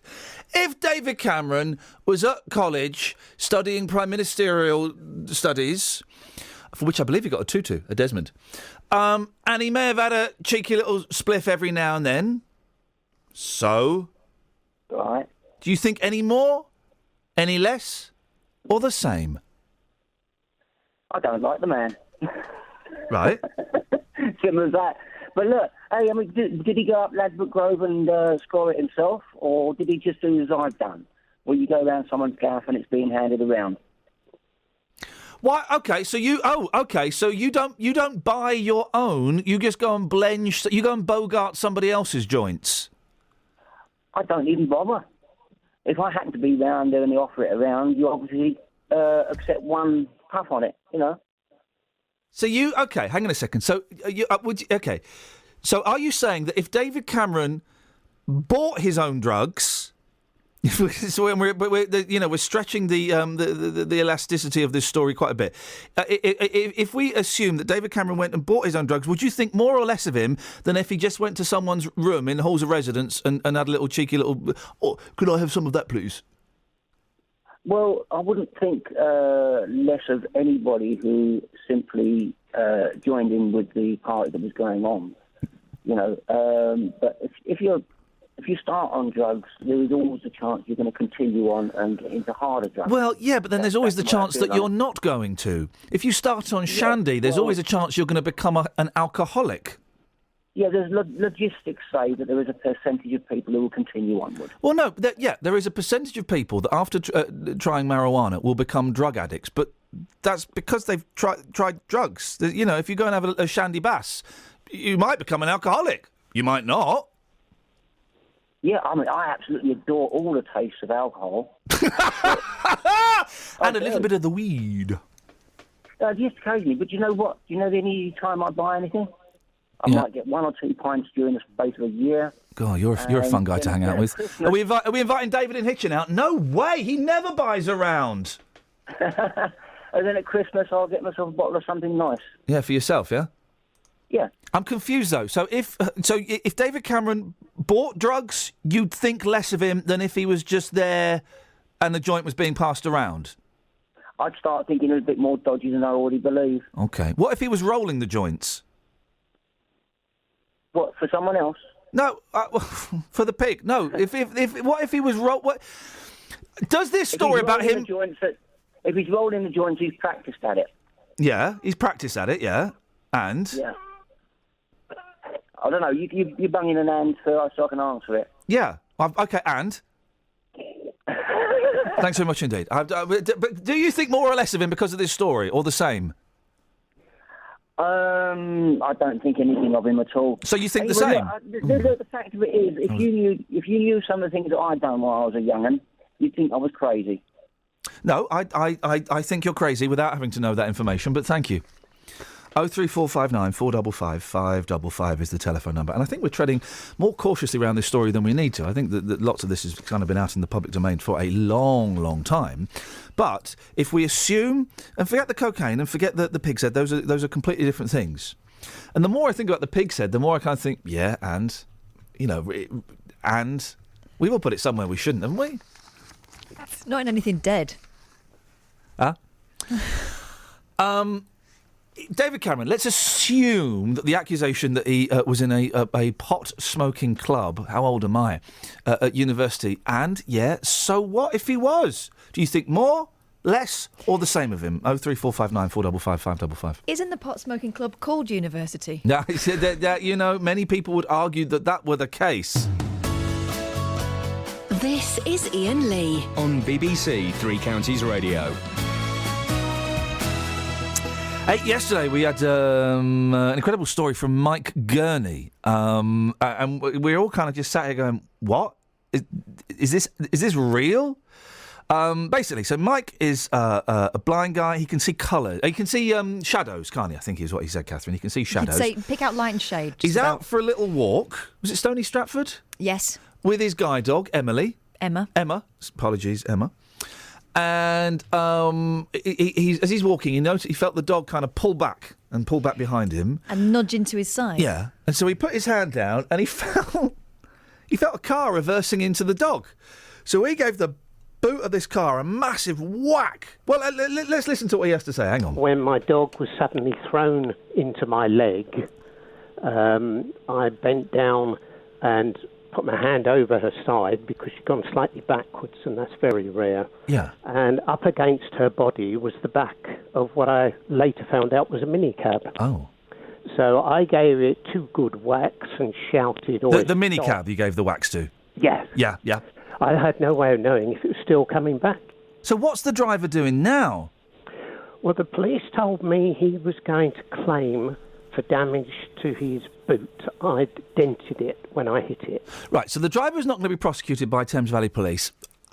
He's had a verbal warning. I can kind of understand that. That sort of makes... You'd like to think he'd get a fine or something, but a verbal warning, I think, is kind of fine enough. For me, what's interesting about this story, Catherine, that the scandal of this story is that the driver is trying to sue David... Mike, sorry. I'm looking at something spot on my screen. He's trying to sue Mike for the damage to his car where he walloped it. That's what the scandal is. I think that's outrageous. And let's remember, he had mounted the pavement. Yep. So he broke the law. Reversed into this dog. If only we had a statement from that cab company, which I was assured that we had. It turns out we don't, guys. Let's put a call in and let's find out what they've got to say. Siobhan Mead is blind and is also a disability activist from Stevenage. Morning, Siobhan. Morning, Ian. I don't know if you use a guide dog or not, but guide dogs are an integral part of many people's lives, aren't they? They are, absolutely, and I do own a guide dog, and he's my second one. Explain. Well, I mean, listen, I've just got a dog, and dogs are wonderful, and they're a part of the family. But explain why a guide dog is perhaps more significant. A guide dog is basically the freedom that someone like myself needs to get around. And the independence that a guide dog brings is essential for me to be able to live independently as much as I can do. And without the guide dog, I don't think I would be anywhere near as independent as I am now. And I think I would be a lot more isolated. So guide dog for me is just essential in everyday life.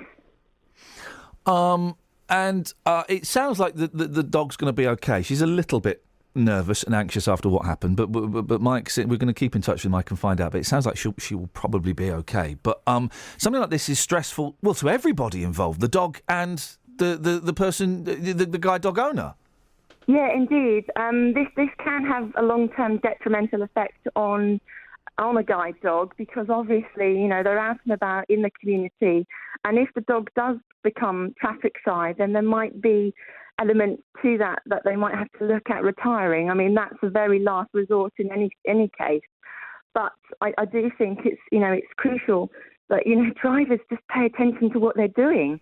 You know, regardless of whether it's a taxi or not, it's one of these things that you just need to look where you're going. Well, I mean, this guy went up on the curb. Okay, and not to demean the excellent work of guide dogs. That could have been a toddler holding his mum's hand, or something. Could have been, absolutely. Could have been that's anything. The point I wanted to make. Yeah. Thames Valley Police aren't going to prosecute the driver. They've given him a verbal warning. A fine or, you know, something would have perhaps been more appropriate. I can kind of understand that. Where the story gets very smelly for me, Siobhan, is the fact that the driver is now going to try and sue Mike for the damage to his car. I know. I mean, it's absolutely ludicrous. Without knowing the full circumstances behind the case, and there's lots of unknowns, I'm just staggered to actually think that anybody would want to try and prosecute or put a claim in against someone who was only doing what they thought right at the time and was trying to obviously look at this situation thinking, oh my goodness, I need to stop this vehicle. And being blind, you know, he reached out to try and indicate that the driver needed to stop. But I just can't believe that anyone would want to go to such lengths to try and prosecute for supposed damages to the car. Here's the thing, Siobhan, the driver... I'm laughing because it's outrageous. The driver didn't get out of the car when it happened. He called Mike over. He said, "Oi, come have a word. Come in the passenger side and let me speak to you," which is really dangerous.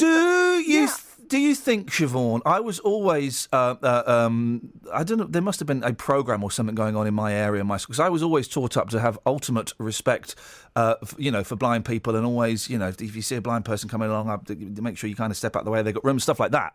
Do you think that we have enough respect for blind people? Enough respect for blind people. Is there enough respect? Full stop. But in terms of respecting the limitations that blindness can impose on somebody by the very nature of its condition.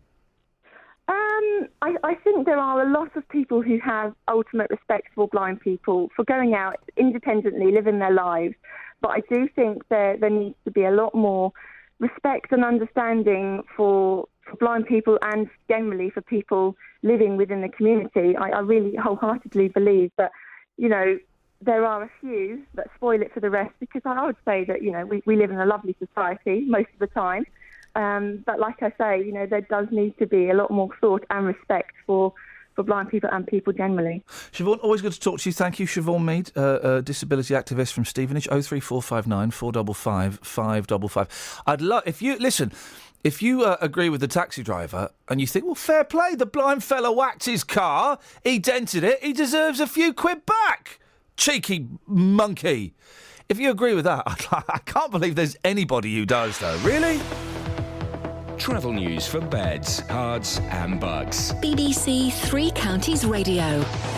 On the Bedford Southern Bypass westbound, it's been closed because of an accident between Cardington Road and the A6 at Elstow. On the A422 in Deanshanger, there's reports of an accident at Buckingham Road, and on Holly Cross Road in Ware, that's been closed as well because of an accident between Woodbury Hill and Capel Lane. On the motorways, the M1 towards London is slow past junction 9 for Redbourne to 7 for Hemel Hempstead, and the M25 is busy anti-clockwise between junction 20 for Kings Langley and 15 for the M4 at the Thorney interchange. Samantha Bruff, BBC Three Counties Radio. Across beds beds, hearts and bugs. This is BBC Three Counties Radio.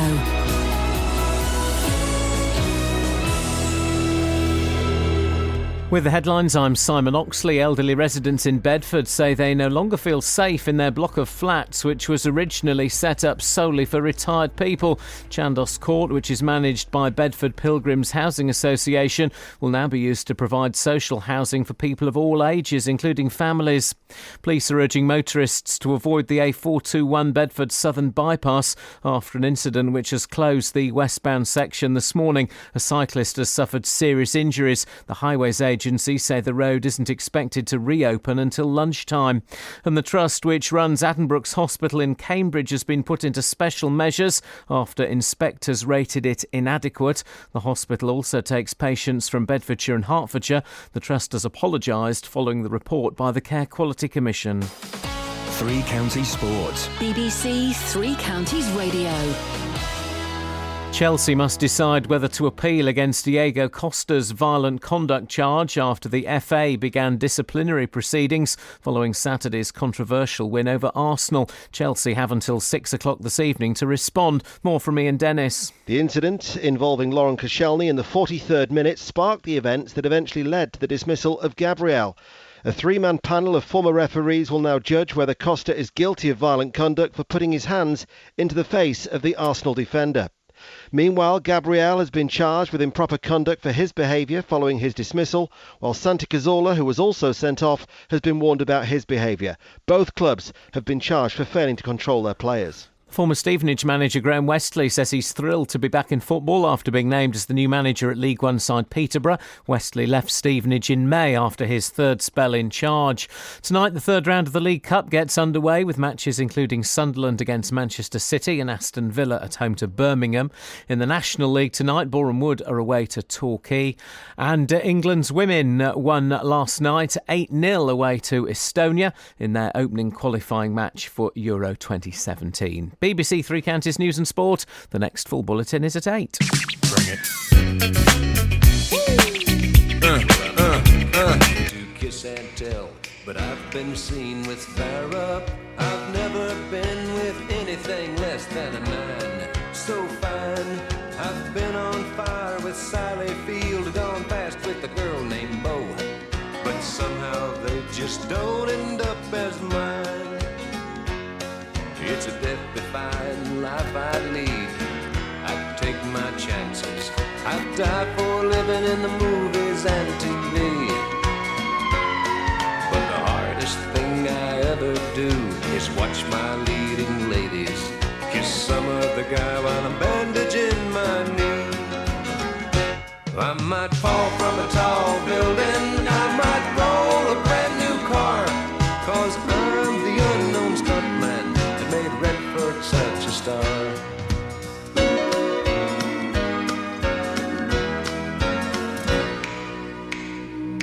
I've never spent much time in school, but I taught ladies plenty. It's true, I hire my body out for pay. Hey, hey, I've gotten burned over Cheryl Teague's, blown up for Raquel Welch. But when I wind up in the hay, it's only hay. Hey, hey, I might jump an open drawbridge or Tarzan from a vine, 'cause I'm the unknown stuntman that makes Eastwood look so fine.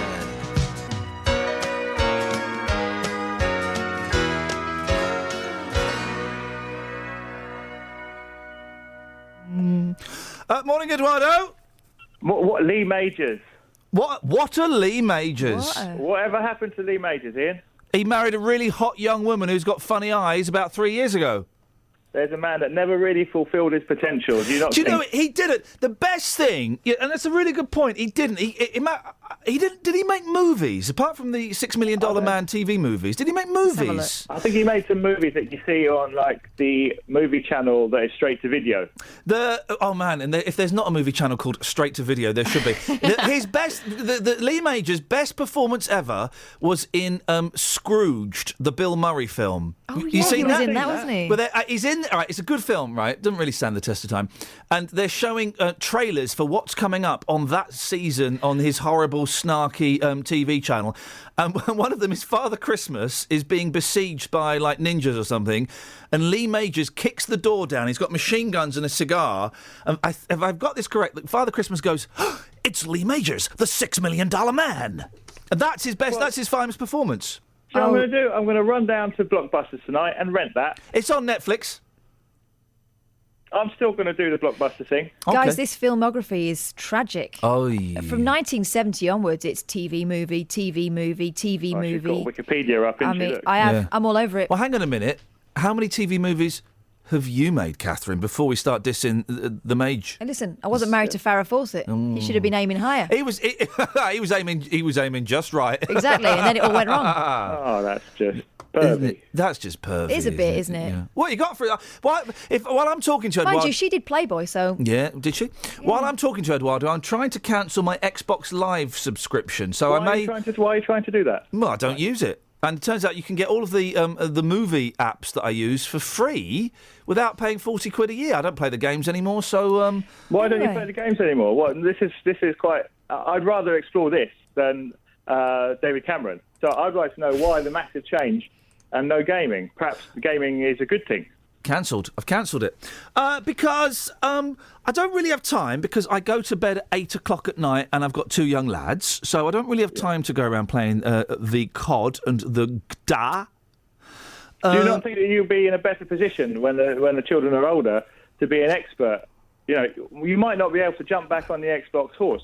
Technology may pass you by. He's got a good point there. You make an excellent point. It'll good be point, virtual well reality by then anyway. Good point, well made. Holograms and that. The thing is, right, I just don't... I don't think I like computer games anymore. I like the old ones. I like my Spectrum Vega, which I will bring in next week because it's awesome. And I like all the retros, but I just paying... I like my retro gaming. You know, next thing, you'll have a caravan. Yeah, he is a bit, yeah. You'll have a caravan. Yeah. Right? You'll have a caravan and tell you'll that go child to in the Wales. background to shut up. Oh, no, that's Kelly, sorry. Yeah, I have a caravan and what? You'll go to somewhere like Wales or perhaps Luton. Well, they're similar. Yeah. No, I've regretted cancelling it. I've just cancelled it. I don't think you should do it. Don't do it. I've done it. Maybe you'll get a welcome offer that's better. Tell them who you are. Can Tell them you're Iain Lee, the king of computer games. Can you shut up? Who? Which one? The old producer or the venerable caller? Venerable caller. What's that from? King and I. No, not the caller. There's no callers I in don't know, the but King he's and been I. quite dismissive about me. I think I might block him. Yeah, should we block him? Yeah. Thanks for calling. No, I like him. No. What do you want to say, Eduardo? Well, I think I've said enough. Thank you. Let's go to Adam. Good morning, Adam. Good morning, Ian. What you got for us, boss? Just thoughts on the David Cameron, let's call it situation. Let's assume David Cameron smoked a few doobies whilst listening to easy listening Steely Dan or Steely I Span, I'm never sure which one's which, in the 1970s, 80s. Do you think more of him if he smoked weed, less of him if he smoked weed, or the same of him if he smoked weed? Oh, no, Adam, it sounds like you've been smoking it. Well, I can't hear you. Try that again. He's gone. OK. Oh, Adam. No one ever know. Try and get Adam back, because on a decent line. David Cameron's listening thinking, does he think more of me, less of me, or just the same? 03459 455 555. Genuinely, the story about him, if he smoked dope, doesn't affect my view on David Cameron one jot. Doesn't affect my view on him one jot. If anything, doesn't it allow him to give better insight into any discussions in the Houses of Parliament, the HOP, on drug legislation? Doesn't it? If he's actually used drugs, and you don't need to use drugs, you don't need to have committed a murder to talk about murder. You don't need to go to prison to talk about prisons. But doesn't it give him a bit more insight into the realities of narcotics? Yeah, and corn-based snacks. Adam, you back? I am back. Hi, Ian. Go on, fella, what you got? Okay, I think that personally I'm not a massive fan of the man, but it doesn't make me any more or less so, because he does it. I think that it's something a lot of young people try. I personally did when I was younger. I'm only 26 now. I'm not exactly middle-aged. And I think that, for some people, it's not unhealthy to do so. A lot of the older generations even say that it's a way to explore and find yourself. And I don't think that it's, you have to do it or you shouldn't do it. I think that if it's the case of people around you are doing it and you want to, as long as you're in a safe environment and you don't take it overboard, then there's not really an issue. It's called self-control, really. And clearly Mr. Cameron, he has it because he didn't go on to become, as a caller on the phone was saying earlier, he didn't go on to do cocaine and heroin and ecstasy. He didn't move on to the harder drugs, as far as we're all aware. As far as I don't... listen, thank you. Thank you. This is all hypothetical anyway. It's all hypotheticals. Yeah, thank you, Adam. I'm trying to formulate my thoughts on that. I don't think it's necessarily self-control that prevents people from going on to harder drugs. I think in some instances it is. In some instances it's a spiritual disease, guys. 03459 455 555. Do you think more or less of David Cameron, or the same, if he had a few cheeky joints at university? 03459 455 555. And that's what I'd like you to go out on after 8 o'clock, please, Justin. Yes, boss. I don't think it makes any difference, to be quite honest with you. I mean, if he can do his job now and he can do it well, what happened in the past happened in the past. Leave it there. Do you know something, though? I think it's a generational thing. My parents will see that as drugs. He did drugs, and they see that as a character flaw. All right. I'm going to say it, right? I'm going to tell the story. So, my mum's got MS, right? And one of the things that is good for MS is marijuana. It's a scientific fact, right? And I said to her, Mum, I work in television. I worked in television at the time. If you wanted to try it, I could probably get you some. I know a few people, right? And she went, yeah, go on then. My mum is as straight as a die. She's never smoked a cigarette once when she was 16. Never smoked, wasn't a heavy drinker. She said, yeah, do you know what? I'd like to try it. So we got some, I believe they call it grass. And I made grass tea with a tea diffuser, right? And because I didn't want her to do it on her own, I had some as well, okay? And basically, I got stoned with my mum, is what I'm trying to say. And I'm not condoning this or anything like that. It was purely a medical thing. And we watched Countdown. Wow. And my mum was... Wow, that's cruel. My mum was in hysterics at Countdown. And boy, oh boy, all of the family secrets were coming out. She was telling me everything about my nan and my granddad. And... at the end of it, I said, did you feel anything, Mum? She said, no, it didn't have any effect on me at all. She was wasted, bless her. And we then discussed it, and she made the decision herself that she didn't... her MS doesn't involve a significant amount of pain, and that's kind of what it's for, and she didn't want to proceed with it any further. But... do I think any less of my mum for doing that? I think more of my mum, actually, because she said, you know what, there's an option out there that I'm going to try. I'm going to have a go. I don't know why I'm telling this story about getting stoned with my mum, but there you go. That's good. It was good. Justin, we'll take that to the streets after 8, if you don't mind. Do you think any more, any less, or the same of David Cameron as a result of these allegations?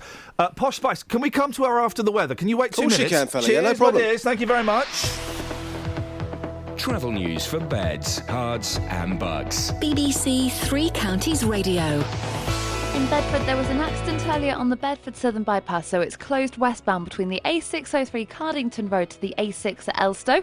On the A422 in Dean's Hanger, there's reports of an accident at Buckingham Road, and in Ware on Hollycross Road, there was an accident there earlier between Woodbury Hill and Capel Lane, but that's now reopened. On the motorways, the M1 slow southbound past junction 9 for Redbourne to 7 for Hemel Hempstead, and on the M25 it's busy anti-clockwise between junction 20 for Kings Langley and 15 for the M4. There's no reported problems on the train departure boards at the moment. Samantha Bruff, BBC Three Counties Radio. Sammy, thank you very much. And guys, we're not doing the should we legalise it thing. Well, no. What do you think? I'm Ian Collins or something? No. Simple question: do you think more, less, or the same about David Cameron if the allegations of him smoking weed at university are true? 03459 455 555. It has no impact on my view on him whatsoever. If anything, I think he might be able to engage in debates about drug usage and legalisation and other things with a little bit more insight. 03459 455 555. Right, where are we now? It's 7:46. These are your news headlines. A cyclist has suffered serious injuries in an incident which has closed the A421 Bedford Southern Bypass this morning.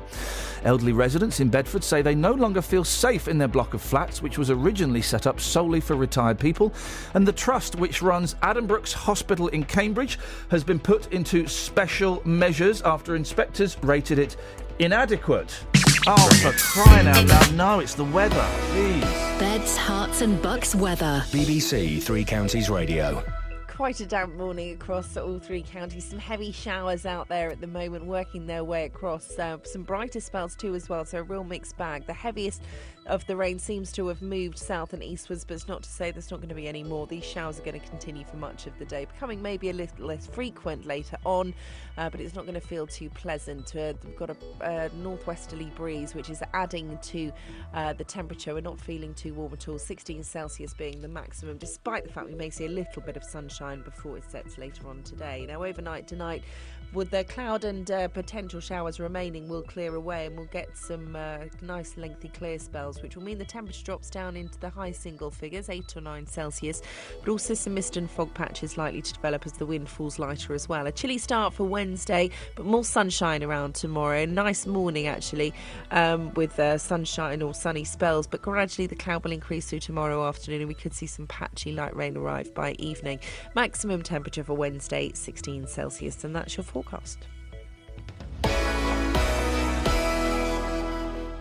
Three Counties Sport. Tomorrow night, our last remaining team in the League Cup face Premier League opposition. Into a good area, Tadic! 2-0 Southampton. MK Dons host Southampton at Stadium MK.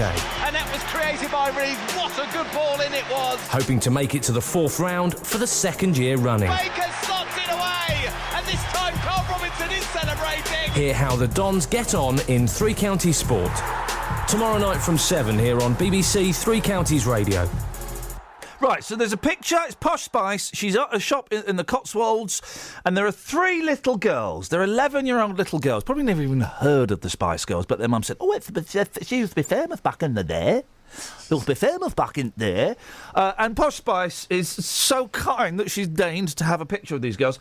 She's not taken her sunglasses off. Catherine, that to me is rude. Well, I won't wear sunglasses indoors. You don't need to protect your retina from an overhead lighting system. Well, I get the theatre of being a pop star. Well, I think sometimes people disappear up their own pop stardomness because they don't see it as being weird to wear sunglasses indoors. I mean, for heaven's sake, whip them off. But listen, if she's having a picture taken with any of the pop stars, the Jason Donovans, the Rick Astleys, any of the big stars, then yeah, enjoy the theatre, indulge in the theatre. Yeah. But these are 3 little girls. They're 11-year-old girls. Stop being so arrogant and haughty. That's a good word. Wow. Stop being so haughty around them. Justin, but you think she's a player?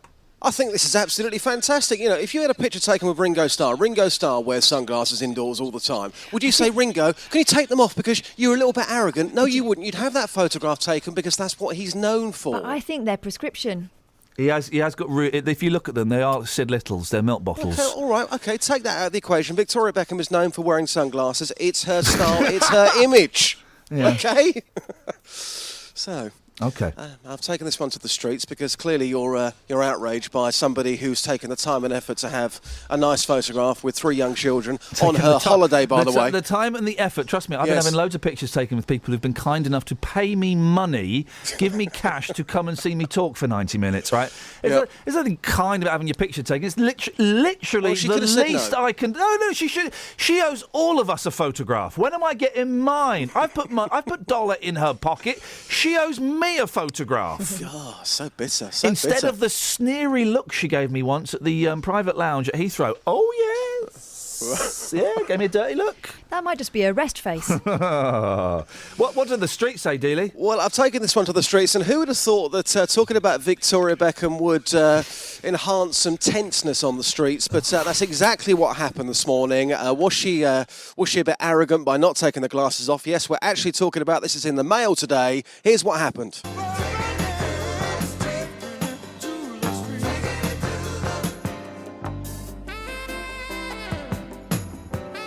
Taking the street with J-Dubs, #Posh. What do you think, madam? I'm not interested in Victoria Beckham. Oh, or come on, anything you she are. does. No, I'm not. Nothing at all. Not at all. Why don't you like her? Well, why should I be interested in her? She's a former Spice Girl. I don't care. She's local, she's vocal, she's got incredible talent, she's got a fashion range. I'm a classical musician. I don't rate her as a musician, sorry. She might not rate your classical music either. Well, that's up to her. I don't ask her to listen to my music. I don't have to listen to hers. If you saw Victoria Beckham, would you not ask for a photograph? No, definitely not. Why should I be interested in her? She has nothing to add to my life. She's an icon. Not to me, she isn't. Do you think it's outrageous that she's wearing sunglasses in a photograph with 3 young children? I disagree. I think it doesn't matter if she's wearing sunglasses. Some people have to wear sunglasses to keep the sun out of their eyes. That's a very, very good medical point to leave on. Thanks for your time, madam. Okay. Let's get the Sri Lankan perspective. Sir, should Victoria Beckham have taken those sunglasses off before the photograph? I don't think. She can wear whatever she wants. Do you think she's a babe? What do you mean, babe? I think she's got issues. There's a lot of pressure on her to look good, and if she's feeling a bit knackered, a bit tired, she don't want to show that. So I don't blame her, but I don't like her life. I think her life must be pretty grim, don't you? Pretty grim, what, travelling the world and, having everything you want? No, she's under so much scrutiny. She can't live a normal life, can she, poor thing? That's why she looks like a stick insect. I like my life.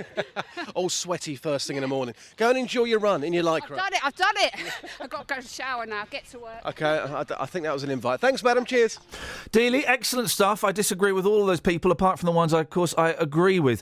Can you take David Cameron to the streets? If the allegations of him having a little cheeky doobie every now and then are true, do you think more, less or the same? Could you do that, please, Buzz? I'm going to get onto it right now. Cheers, my dear. Speak to you later on. Ta-ta. This is Iain Lee on BBC Three Counties Radio. Now, when Ed Miliband was running Labour, running in inverted commas, the Luton MP, Gavin Shuker, had some big jobs. He was at the Department for the Environment and more recently at International Development. But he's stepped down since Jeremy Corbyn took over. Let's find out why. Morning, Gavin. Good morning, how are you? Yeah, good, thanks. What's your beef with Jez? Oh, I've got no beef with Jez at all, but I do kind of look forward over the next 12 months or so, and I can see some issues coming up where it's going to be quite tricky for me to support the same line as Jeremy. He doesn't want you to do that, though, does he? Well, he was incredibly generous, actually. He offered me a choice of some jobs in the new administration, which I'd normally be really happy to do, but what I don't want to do is take on a job and in 3 months' time have to walk away, causing a big hoo-ha. But hang on, what jobs did he offer you? Well, a junior level, so below the shadow cabinet level, I was given a choice of some things, including actually staying on in the shadow DFID role that I was doing. I love that role, but what I don't want to do is embarrass the Labour Party by having to walk away over something that is clear and principled, and Jeremy understands that. In fact, he's been so principled, he's voted against the Labour Party more than 500 times in the last 15 years. We'll get to that in a second. What jobs did he offer you? Well, I was first of all offered to stay on in the position that I'm in at the minute, which is Shadow DFID Minister, and then I was asked if I'd consider something else elsewhere. Which was? Well, an open invitation, actually. OK, you take your pick. Well, at a junior level, and to be honest, I think that was more coming out of, we'd love to keep you on if it's possible, and being polite in that. But there wasn't, a specific kind of, can you go over here? And that's absolutely fine as well. Do you think that you were snubbed? No, I don't at all. It's really nice of you to worry about my career so closely, Iain. But honestly, it's not about that. And anyone that's been able to because the argument about the argument, Gavin, about disagreeing with him doesn't hold water. Go on. Well, you know it doesn't hold water because he has said that he wants to change the way that the Labour Party is run, and everybody. You said yourself he's voted against Labour in his past. He encourages discussion of thought, and if you're not in the game, you can't play, and you can't then get upset when things don't go the way you want. Oh man, Iain, I'm not upset at all. I'm playing the game by being present. If you're on the top kind of 80 positions within the party, you vote the same way as the other 79 people in that group. No, you vote how you should. Surely you should vote how your heart, how your soul tells you. That's what Corbyn's done, and that's what he said he wants his ministers to do. No, he hasn't actually. He hasn't suspended collective responsibility. So collective responsibility is where, at the top level, you all vote the same. If you disagree, so for example, when we were asked whether we wanted to go to war in Syria 2 years ago, I made it clear that I couldn't vote with the Labour Party if we were going to support that. I would have had to walk away from my job. Actually, that kind of pressure enabled us to avoid doing that. But apart from when there's a three-line whip, surely you're allowed to vote as your heart and your soul tells you. That's why people vote for Gavin Shuker. That's why people vote for their MP. And that's exactly what they're going to get with Gavin Shuker. But you're not. But you've walked away from the table. No, I haven't actually. What I've made sure is that I'm going to be able to have the freedom to vote on issues that are really important. With my principles. Now, what I'm saying is, Gavin, this argument doesn't make sense.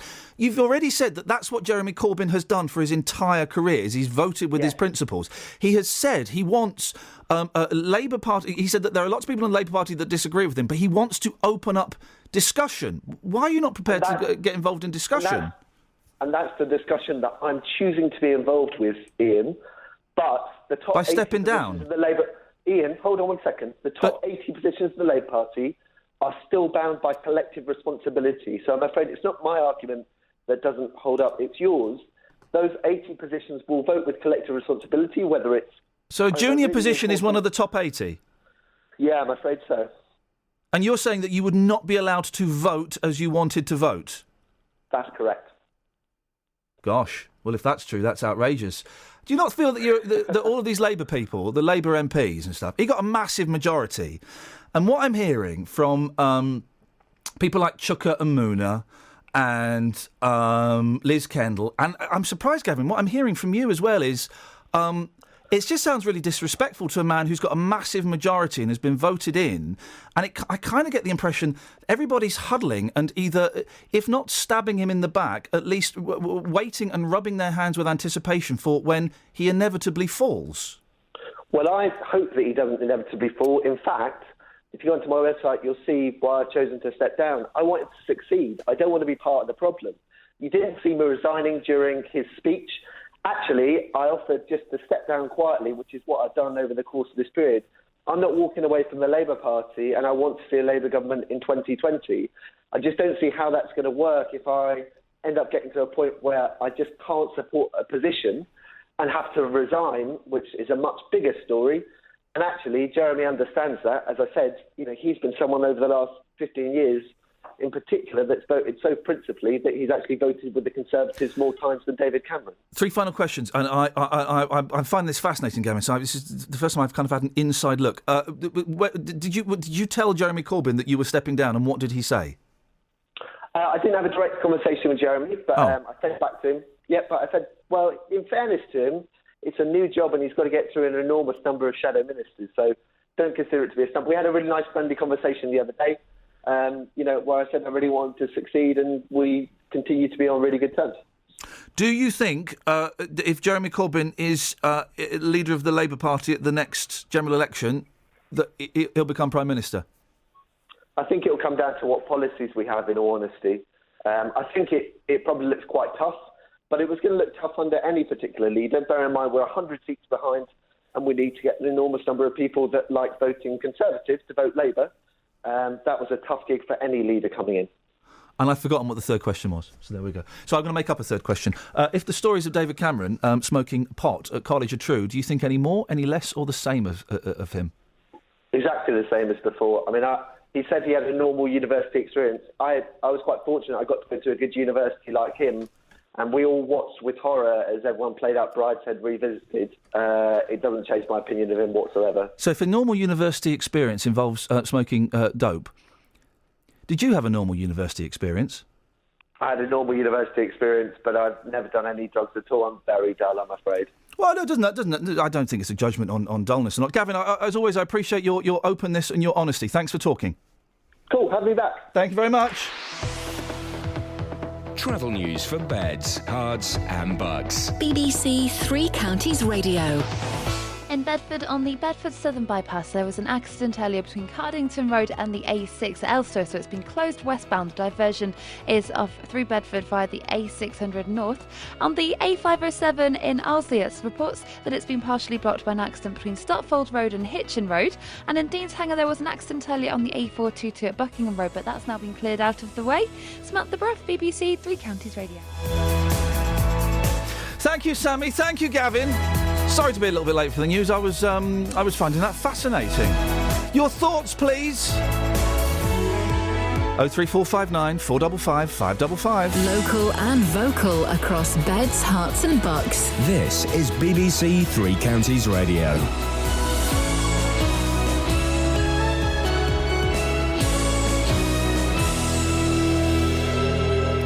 It's 8 o'clock. I'm Simon Oxley. The headline: cyclist seriously injured on Bedford bypass. Residents' concerns over Bedford flats, and Addenbrooke's Hospital put into special measures. BBC Three Counties Radio. A cyclist has suffered serious injuries in an incident which has closed the A421 Bedford Southern bypass this morning. Bedfordshire police say they were called shortly after 6 o'clock. It's believed the cyclist was in collision with a vehicle. Police are urging motorists to avoid the area. The road is closed westbound from the junction for the A600 to the junction for the A6. Diversions are in place. The Highways Agency say the road isn't expected to reopen until lunchtime. Elderly residents in Bedford say they no longer feel safe in their block of flats, which was originally set up solely for retired people.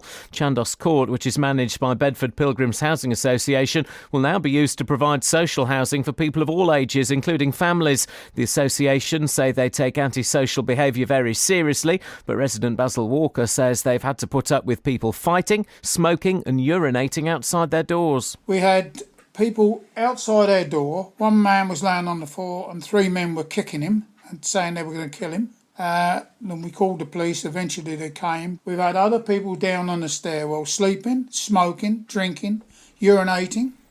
The trust, which runs Addenbrooke's Hospital in Cambridge, has been put into special measures after inspectors rated it inadequate. The hospital also takes patients from Bedfordshire and Hertfordshire. The trust has apologised following the report by the Care Quality Commission. Professor Sir Mike Richards is the CQC's chief inspector. Over the last year, they do seem to have lost grip of some of the basics, particularly about the flow of patients through the hospitals. What that means is that they then have to open more beds. That then means that their staffing levels get too thin. They have to get more agency staff in, and it becomes a vicious circle.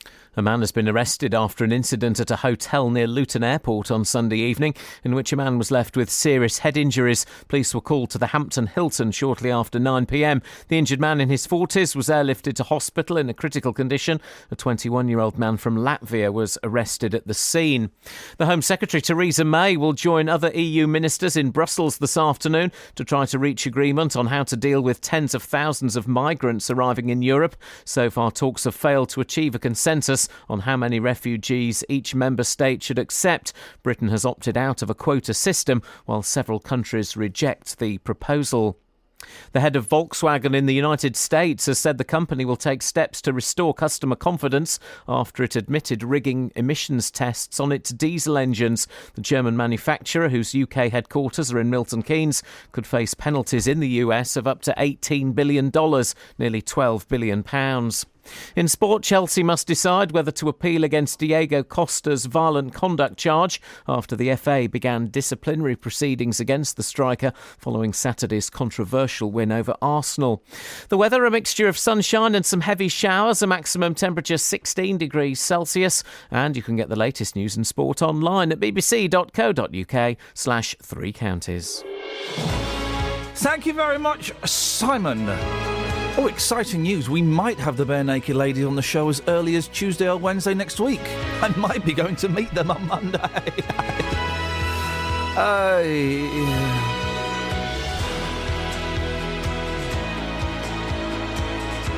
Busy show this morning. If you want to talk about what Gavin Shuker just said there, Labour MP, he stepped down from a junior position because he doesn't agree with Corbyn. I just kind of, and I always appreciate Gavin on, I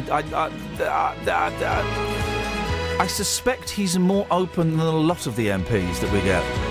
If you want to hear an example of that, download last week's podcast. Oh, man. But I'm not totally sure I buy everything that he had to say. Your thoughts, please. 03459 455 555. It's interesting to get a Labour perspective on it. We've heard so many Tories talking about Corbyn, so to get someone on the inside, as 'twere. Let's assume that David Cameron did smoke dope at university. It's being described as a normal university experience. By the way, I don't think if you don't take drugs, you are boring or anything like that. You know, no judgments like that here. But so these revelations, these allegations have come out in an attempt to smite David Cameron. What's interesting is that perhaps the more serious ones about whether he knew that the gentleman who was paying loads of money to the Tories was a nom-dom earlier than he said. That's kind of been pushed to the side. But we assume that David Cameron smoked dope. Do you think more of him, less of him, or it doesn't change your opinion at all? And I can't see how it would, really. 03459 455 555. Across beds, hearts and bucks. This is BBC Three Counties Radio. And we can do this as well as a phone, and we might carry this over tomorrow. We might do it on the Down the Rabbit Hole, the show that's hosted by Catherine and myself. You're not even producing it, Catherine. You're like your name is in the title. I'm going to be lording it up. I'll be wearing shades indoors. You won't be lording it up, mate, because you don't know how to operate the studio. I'm sure I can work it out if you've managed it. When Joe 90 showed us, you were too busy looking at his ass instead of looking at him fiddling with the knobs. I was focused, as always, on the knobs. That's why I'm so smart at running the studio. For example, I can... How many times have you played Getting Jiggy with it by accident this morning? That is not hardly at all. A bit. Not hardly at all. So Saturday, times. October... Oh, you did that. No, never. I'm in here. Yeah, but you can still do stuff in there. I'm not Mr. Tickle. Just talk to Tony. So Saturday, October the 3rd, midday, facebook.com/Radio Rabbit Hole. Tony's on the line. Morning, Tony. Morning, Ian. What you got for us, boss?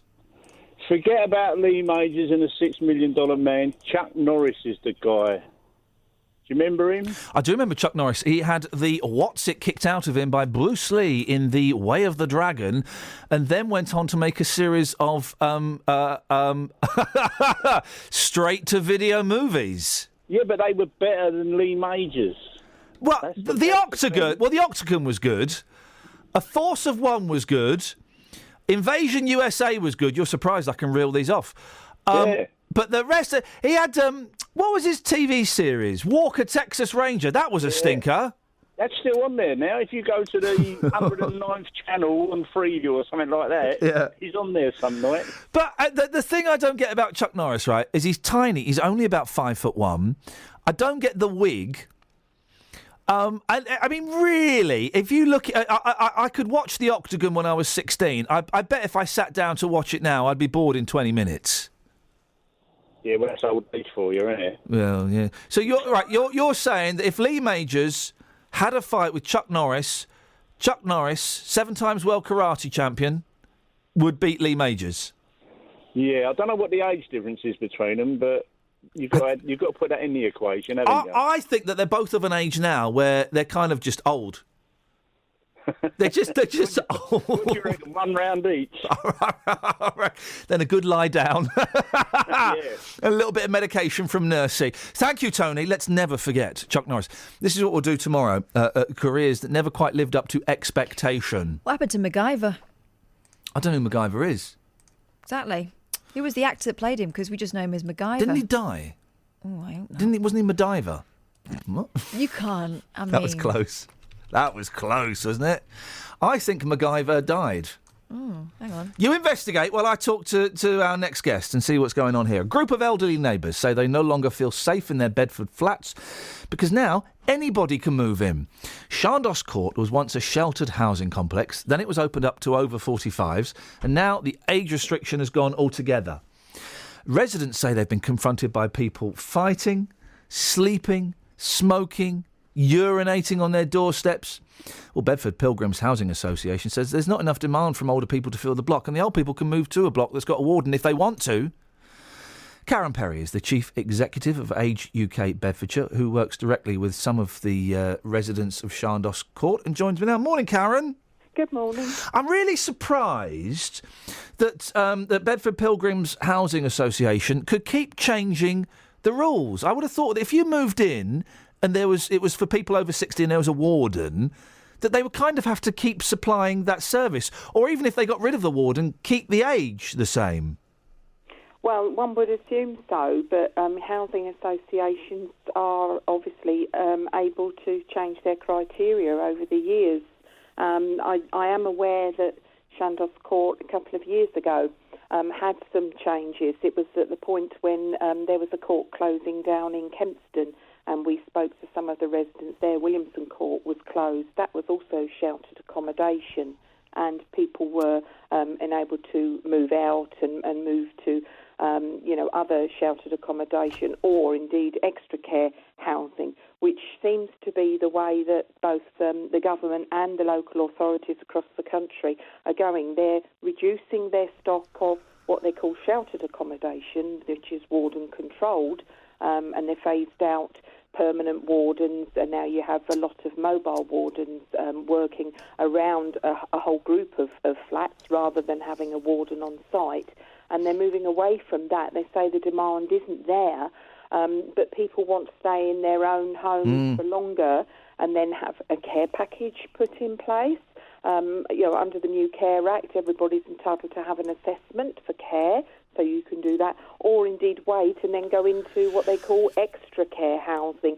There are a few of those that have sprung up across Bedford and Bedfordshire, and that seems to be the way that both the housing associations and the local authorities are going. Let's look at it from the other way, Karen. If there is, if there isn't as much demand for older people to live in homes with wardens, and pilgrims have got these properties they need to fill, and they've got families that can fill them.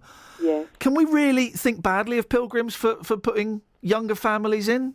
Well, this is the balance, isn't it? Yeah. Because you've got a housing association that isn't specifically for older people, that is the social housing association in Bedford, a very, very large one, and they are a business. They have to, utilise the stock that they have. So, if you come down on their side, you would say, well, yes, what's the problem? We all live in streets as a rule anyway. You've got older people, middle-aged people with children, younger people with children, and single people all living, fairly harmoniously in the streets around Bedford. So what should be the difference in places like Chandos Court? That's the difference. But from an older person's point of view, who's felt safe and secure because they know they've been living in a building where they only have people of their own generation, their own age living there, they come to feel safe in their environment. And I think this is what's happening now, because that is changing, and it did sort of change a couple of years ago when the age range was reduced. Yeah. And 45, somebody of 85, 90 is going to think, well, somebody of 45 is so much younger than them.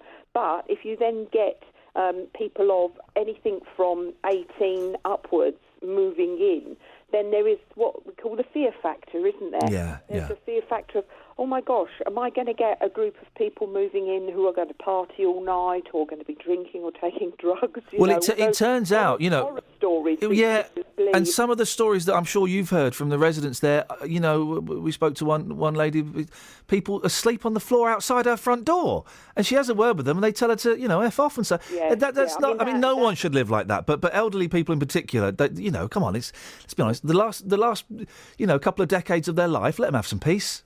Absolutely, 100% agree with you. And Chandos Court is not a particularly nice place anyway. It's very old stock. BPHA knocked down a couple of smaller sheltered accommodation blocks. And there's a car park now in Bedford. It's just on Greyfriars.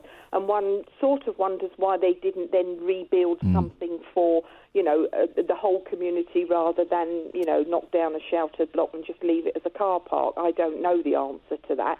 But, one could put that point to BPHA. The other thing is if the flats are being used as rough sleeping and things like that, then I would suggest that BPHA are contacted by the residents who are, suffering this happening. And also, one doesn't want to sort of raise the alarm bells at all, but there is also the police or the PCSOs, who can actually visit those flats and help the residents to either protect themselves or have a better standard of living. But BPHA are responsible for that. Yeah, well, Karen, I've got to move on. They're kind of telling them the old keep a diary of events. Karen, I appreciate your time. Karen Perry, Chief Exec of Age UK Bedfordshire. It's BBC Three Counties Radio. Let's get the trav. Travel news for beds, cards and bugs. BBC Three Counties Radio. It's busy in and around Bedford because the Bedford Southern Bypass has been closed westbound by an accident between the A603 at Cardington Road and the A6 at Elstow. So in both directions on the A6 it's very slow between the A421 and London Road. Also Bedford Road has queues from Park Road towards Cardington Road too. And the A507 in Alsey, that's busy, that's partially blocked in both directions, causing delays between Stutford Road and Hitchin Road. On the motorways, the M1 southbound is very slow from junction 9 for Redbourne to 7 for Hemel Hempstead. And on the train departure boards, there are no delays showing up at the moment. Samantha Bruff, BBC Three Counties Radio. Thank you, Sammy.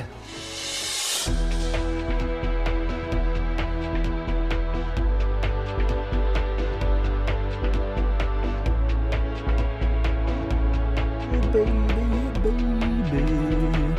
8:17. It's Tuesday, the 22nd of September. I'm Iain Lee. These are your headlines on BBC Three Counties Radio. A cyclist...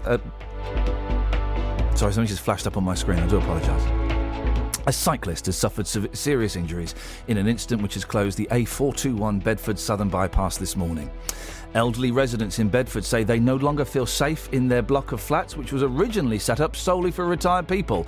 And the trust which runs Addenbrooke's Hospital in Cambridge has been put into special measures after inspectors rated it inadequate. Every weekday morning. Good morning, Jonathan. Morning. Do you think it's right to tell 1 million disabled people they should get off benefits and find a job? Have your say on today's big phone-in. People who are going to be a nuisance are going to be a nuisance regardless of whether there are things to do. Is it true that people over the age of 65 drink far too much booze? The JVS show fights for your rights and tackles your consumer problems. Waited and the receipt came out, but the cash didn't. It's become a problem of late because obviously the trees got bigger as we've got here. We couldn't shut the French windows. It would appear that they'd buckled. I had a phone call from my daughter saying if we don't get off the train, they're going to hand us over to the British Transport Police. The JVS show, weekdays from 9 on BBC Three Counties Radio.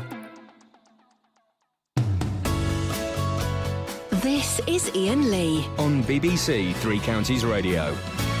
Maybe. Might have to play a long song in a minute. Have I got? Is it American Pie time? I might even be close to the... It might be side one of Close to the Edge by Yes. I mean, my goodness. Yeah, so let's see if we've got it. In cricket you need a night watchman. I could be your night watchman if you want. You don't want to watch what... No, it means I stand here while you go to the toilet. Guys, listen. If you start to hear this... Hang on a second. If you start to hear this... It's coming. I've got to jump forward a bit. There we go. You start to hear the gentle sounds of cosmic music and water. That means we've entered the 18.5 minutes phase, and emergency stations. Not feeling. Suddenly, my stomach has just gone. As the song says, close to the edge. Enjoy your shreddies. So if this kicks in, then we're in trouble. Akbar. Good morning, Ian. Morning, boss. Cameron is an efficient prime minister, and his taking of drugs at wherever is immaterial, and in a way it helps him to look at these issues in a more intelligent way. You're suggesting that by taking drugs, and let's assume this is still allegations, but if we assume that David Cameron took drugs, that helps him become a better prime minister. He would know. He would have some insight into the issues surrounding drugs, but because he did it what he did. Oh, God knows how many years ago. So he has gone through that experience, and that experience. What's interesting, right, about the whole story, the pig story, the drugs. Did you go to university, Akbar? Yes, I did. Did you have in inverted commas, normal university experience? Yes. How normal? Did you get up to what Cameron's been accused of? No. Okay. What's interesting, okay, because the pig thing, it comes from one anonymous source. Okay, so we can probably push that to one side. The dope thing, no one is that bothered. We're all supposed to get really angry that maybe he smoked weed. Well, it turns out no one's actually that bothered by it. The story that kind of got ignored yesterday in the revelations is the fact that the guy who wrote the book, whose name escapes me, the billionaire donor... Ashcroft. Lord Ashcroft, who's written it because he's having a hissy fit because he didn't get the job that he was promised. The thing that comes out that no one's really picked up on is that just before the general election, David Cameron said, he'd only just found out that Lord Ashcroft was a nom-dom, which is relevant because of nom-doms giving large cash to political parties. The book suggests that David Cameron knew years ago. So the revelation that no one's picked up on is that David Cameron, according to the book, is a liar. Well, I don't think it's David Cameron is a liar. I think Ashcroft is taking out on him for whatever has been promised. He's having a hissy fit. Exactly. And there's no evidence that Cameron did promise him anything. I think. He has been pouring loads of money into Conservative Party, and he perhaps he didn't get what he wanted. Exactly, and that's made him to say all these such unpleasant things about Cameron. It's such a shame because Ashcroft was so good in the Verve, and then for him to have sunk like this. It really is disappointing. Akbar, thank you so much indeed. Any texts before we crack on? Yeah, we have got some texts. Excellent. Milton Keynes Council says it's investigating after a guide dog was hit by a taxi driver in Stony Stratford. The story we did yesterday, and I just thought this deserves so much more attention. It was a guy called Mike. Just remind us of the story, Catherine, because I don't have the clip. So just tell us about Mike. Mike's walking along the street with his guide dog, Emma. He's on the pavement. All of a sudden, he feels Emma push into the side of his leg. Puts his hand down to work out what's going on with Emma and feels the boot of a car. I mean, reversing into the dog on the pavement. So he slams his hand on the boot like so. Theatre of the mind. The car stops, and it turns out the taxi driver didn't see him. Yeah. So what does he... And he's not the only one. Mike can't see either. And the taxi driver is calling him over, saying he can't come round. He can't get out of his cab. And he's saying to Mike, "You can come round here into the road." He said, "I'm not going to go into the road." What are you talking about? You're telling the story like a mam. Basically, I am a mam. The taxi driver's got a verbal warning, and he is possibly threatening to sue Mike for damage put upon his car. The police said, which sounds crazy. The police said that the taxi driver's thinking about suing him for the damage, and they can sort it out between their two insurances. Well, let's speak to Deborah Saney, who is head of personal injury at Picton Solicitor in Luton. Morning, Deborah. Morning, Ian. This is wow. This is one heck of a case. Ever heard anything like it before? I haven't. It's a bit of a sad tale, really. I'd like to think that the taxi driver is not going to do anything, really. I think he's obviously quite aggrieved at having his taxi damaged, albeit quite minor damage, and he's probably said to the police in the heat of the moment, "I'm going to take this further." But I would like to think that actually he's not going to, and I imagine he would have done so by now. What? You must have people that come in, for example, assuming this driver came into you, where you go, that they present their story, and you go, "Really? You want to sue a blind guy because you hit his dog?" Do you get cases where you just think, where on earth are you coming from? Yes, we do, all the time. And I think any good lawyer is able to say to a potential client, "Look, it's really not worth pursuing this for whatever reason." Sometimes accidents happen, so nobody's at fault anyway. It's just one of those things. There's no negligence, or it's just not worth pursuing. I mean, in this case, the taxi driver would go to his insurers, and I hope everyone would look at it in the right way and say, "Look, really? Do you want to pursue this guy?" I mean, the fact that the police didn't take it further doesn't mean that his driving was correct. Yeah, he was still on the pavement. And potentially, like the guy said, I think I've read one of the articles online, it could have been a child, it could have been more serious. It doesn't mean that his driving was good. The police have just decided for whatever reason it's not worthwhile pursuing. And that might be correct. I mean, it's all public money at the end of the day. But it doesn't therefore mean that the taxi driver then has to take it further. Are we getting more... I remember about 20 years ago, that's how old I am, Deborah.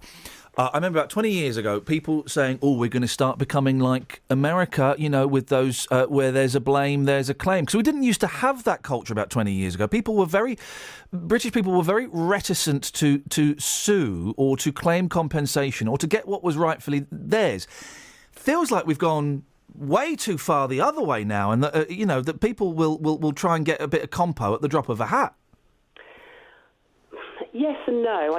I don't know what the answer is, and I think we would have to look at statistics to sort of really get to the bottom of it. From my point of view, I don't think there is a compensation culture.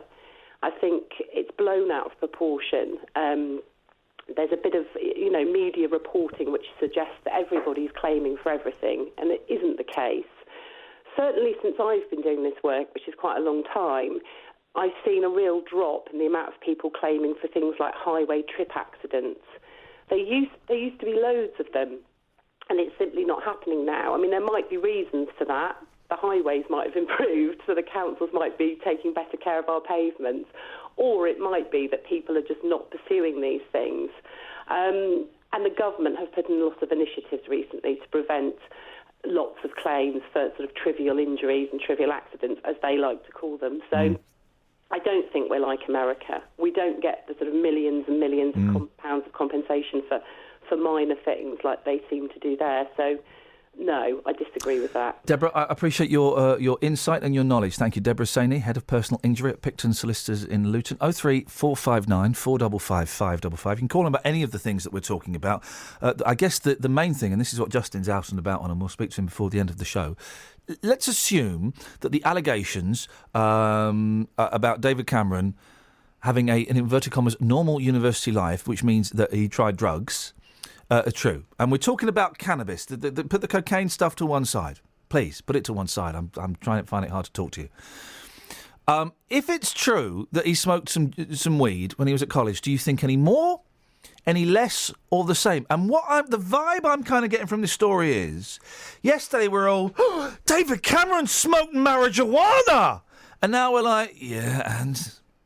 Now, that either means we've all indulged in marijuana since then and we don't care, or actually as a nation, we don't really care about weed anymore. I think the uproar might be because he's like the ultimate school swat, isn't he? So if you find out that school swat's been on it, it's kind of hilarious. Well, yeah, it's funny. If it's true, it's funny, and that's it. Mark in Bedford sent us a text. He says, do I feel less of Cameron as weed? Yes, I do.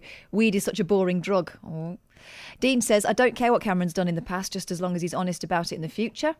And Helen says, David Cameron, I assume that most students since the 1960s have tried cannabis or other drugs or drunk to excess, have wild parties. It's part of student life, isn't it? Doesn't change what I think of him. 03459 455 555. Travel news for beds, cards and bugs. BBC Three Counties Radio. A421 Bedford Southern Bypass in Bedford's been closed westbound between the A603 at Cardington Road and the A6 at Elstow because of an accident that happened around 6:15 this morning. It's causing long delays in the surrounding area through the diversion routes, so the A603 Bedford Road is very busy westbound between Park Road and the Southern Bypass. Also, the A6 is slow in both directions between Rope Walk and London Road. On the A507 in Arlesey, that's been partially blocked in both directions between Startfold Road and Hitchin Road because of an accident. And in Henlow, it's also busy because of that accident on the A507 between Arsley Road and Newtown. On the motorways, the M1 slow southbound past Junction 9 for Redbourne, and the M25 anti-clockwise is busy between Junction 21 for the M1 and 15 for the M4. Samantha Bruff, BBC Three Counties Radio. Sammy, thank you. Oh, Russ, you're so cynical on Twitter. Whilst we're talking about pigs, infant children are losing free school meals, and Operation Midland is now a murder investigation.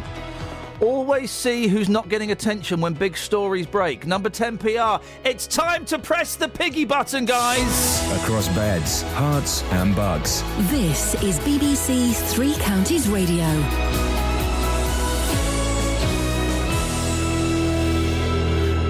It's 8:30. I'm Simon Oxley. A cyclist has suffered serious injuries in an incident which has closed the A421 Bedford Southern bypass this morning. Bedfordshire police say they were called shortly after 6 o'clock. It's believed the cyclist was in collision with a vehicle. The Labour MP for Luton South says he's turned down a shadow minister's job under new leader Jeremy Corbyn. Gavin Shuker told this programme he doesn't want to have to resign in the coming months if he disagrees with Mr Corbyn's policies. And elderly residents in Bedford say they no longer feel safe in their block of flats, which was originally set up solely for retired people. Chandos Court, which is managed by Bedford Pilgrims Housing Association, will now be used to provide social housing for people of all ages, including families. Three Counties Sports. BBC Three Counties Radio. Chelsea must decide whether to appeal against Diego Costa's violent conduct charge after the FA began disciplinary proceedings following Saturday's controversial win over Arsenal. Chelsea have until 6 o'clock this evening to respond. Former Chelsea player Pat Nevin says the striker is proving difficult to manage. There was another moment later on in the game, again showed in Match of the Day, where there was a little flick out of his leg. And moments later then Jose Mourinho did get him off the field, but you know, he will play on that line. You need to gauge when he's going over it, when he's ready to go over it, and it's difficult. Former Stevenage manager Graham Westley says he's thrilled to be back in football after being named as the new manager at League One side Peterborough. Westley left Stevenage in May after his third spell in charge.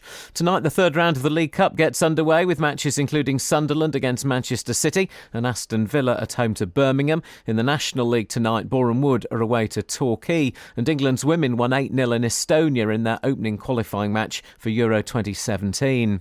The head of World Tennis says that if fully fit, they would expect Andy Murray to compete at the end-of-season World Tour finals in London. Murray told the BBC he may consider withdrawing from the event to prepare for the Davis Cup final. More from Russell Fuller. What this does highlight again is the ridiculous nature of the tennis calendar. Players should not have to choose between the World Tour finals and the Davis Cup, but it is regularly staged, the Davis Cup rounds, after the Grand Slams or after the World Tour finals. What makes this so different is that for once a player is suggesting they'll put the team event before the tour. I suspect nothing will change as a result of it, but it might just bring that debate back into the public domain. BBC Three Counties News and Sport. The next full bulletin is at 9. This is Iain Lee. On BBC Three Counties Radio.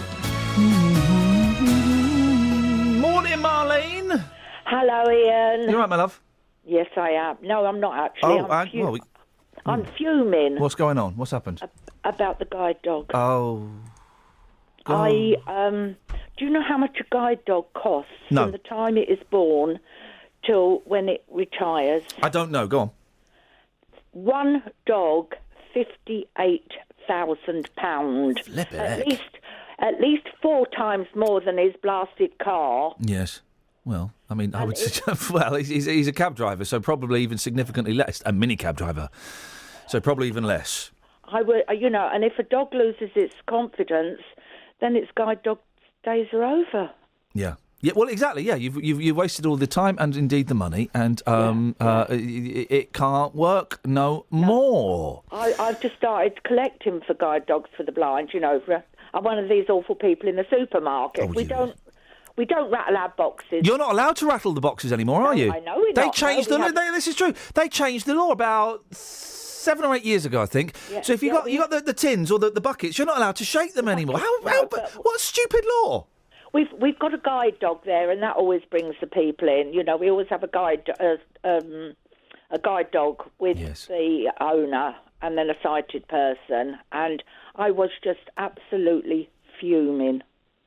Fair play though. If he's got a dent in the boot of his car, Marlene, he needs to get that sorted.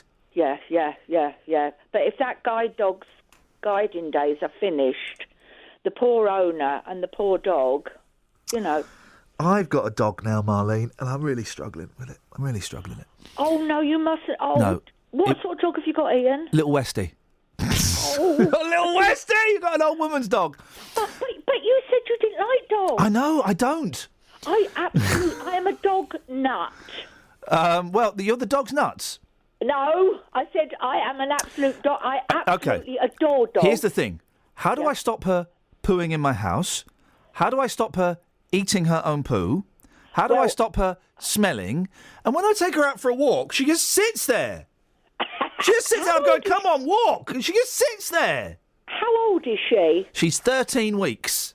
Will you have to keep taking her into the garden? And She's got another encouraging- 2 weeks to buck up her idea, otherwise it's back. Oh, no, I've got the receipt. I've got the receipt, Marlene. Ian, I'll adopt her. Okay, that'll be £750. That's what she cost. What have you called her? That's top secret information, classified. Classified. Oh, sorry. I didn't, No. I'll have her if you don't want her. Because I love dogs. Have you got the money?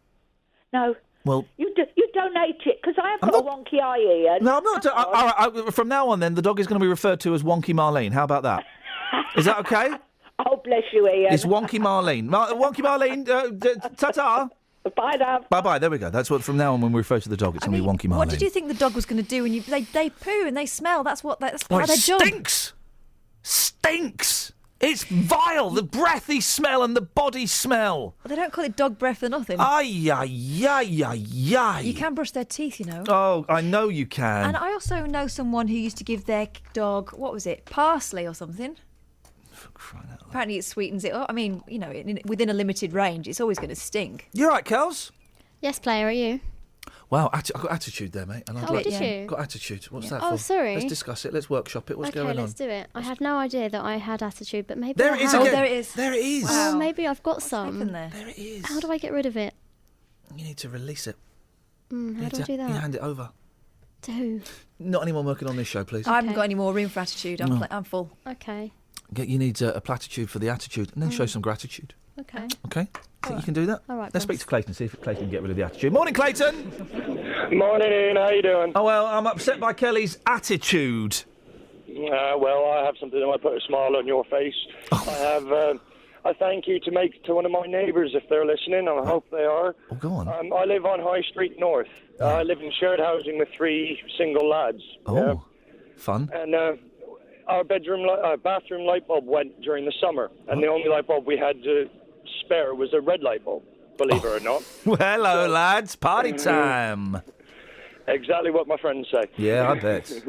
And as the weather's gotten colder, obviously, as people are having baths and showers, steam comes out the window. Steamy windows coming from the body heat.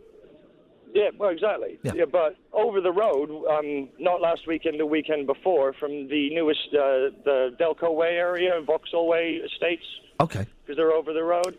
Someone saw a red light and what they thought was smoke coming out of our house, so they phoned the fire department. Oh. Thinking there was a fire, so Time I wanted waster. to say, well, a little bit, but obviously they're worried that the house is on fire, so they're doing a good deed. Oh, really. they are okay. They had their eye open, and they well, and fair play to them. They thought a fire was going on and all this, that, and the other, and I wanted to pass on my thank yous, and if that person is listening, knock on my door, there's a cup of tea waiting for you. But you'll have to drink it under a red light in a steamy bathroom. Why have you only got a red light bulb, you deviants? I have absolutely no idea. One of the lads moved in. He's got one in his bedroom, and he put one in the bathroom. Oh, and that weird. That is weird. Just a little bit. I think he reckons he's one of those lads. Oh, no, I don't think... The top hats with the big feathers coming out of it. I reckon he thinks he's one of those. Oh, blimey. I don't know if ladies or indeed gentlemen find the red light anything other than creepy. It's weird. It's weird having a late night shower and you're trying to wash yourself and everything's got a red tint to it. You can't know everything's green. You done it? Everything's green? Yeah, for some reason, if you walk out of the bedroom into the normal white light, all the red's taken out of everything. Oh, right. How? Oh, good. Now it sounds like fun. Now I'm going to do that and confuse my eyes. It is a little bit of it plays on your mind a little bit. It's like doing drugs without the illegality or the danger. Yeah, you look at a picture of Spider-Man going, I know the suit's red, why does it look like that? Oh, Clayton, you've given me something to... Thank you for that. Well done, that neighbour. You ever had to call the fire brigade? Like, properly? No. Oh, you feel powerful. Seriously, feel powerful. Ambo, police, yes, not the fire. I've called... Right, let's go through the emergency services. Called the Ambo several times. Oh, Bill? Yeah, sure, why not? Yeah. Fire, Yeah. Yeah, fire, yeah. Have you? Yeah. What for? There was a car in fire in front of my house. Well, that'll do it, yeah. And I hesitated. You always hesitate when you're about to dial 999, and so you should. I felt so powerful, though, when I phoned up and I said, there's a car on fire. I did a different voice. I didn't want to know it was me. I didn't. That's not weird. There's a car on fire in front of my house. I didn't do it like that. And then I was... How did you do it? There's a car a fire in front of my house. I don't know if I'm wasting your time or not. Sorry, I don't know if this is the right thing to do. Oh, sorry, fire brigade. There's a car on fire in front of my house. I don't know if they're wasting your time or not. I just thought I should give you a call. I don't know why. Am I supposed to call this emergency? I don't know if it's an emergency. Yes, that is my phone number. Fire. And then they went, yeah, we know about it. We're on our way. Oh. Same thing happened to me. Where's my thanks? Well, it's always helpful. Where's my thanks? Taken as read, isn't it? Well, like his light. Yeah. Paul's in Bletchley. Morning, Paul. Oh, morning, Ian. How you going? Really, I've got an upset stomach. Oh, dear. Oh, you did ask, didn't you, Paul? You did ask. And my battery's died on my computer, so I can't play Close to the Edge by Yes, which, by the way, is 18 minutes 41 of pure majesty. Prog rock gets a bad name, but that's a cracking first side of an album. Oh, lovely. Yeah, lovely. Yeah, an old one. It's an oldie but a goodie. Yeah, what you got, Paul?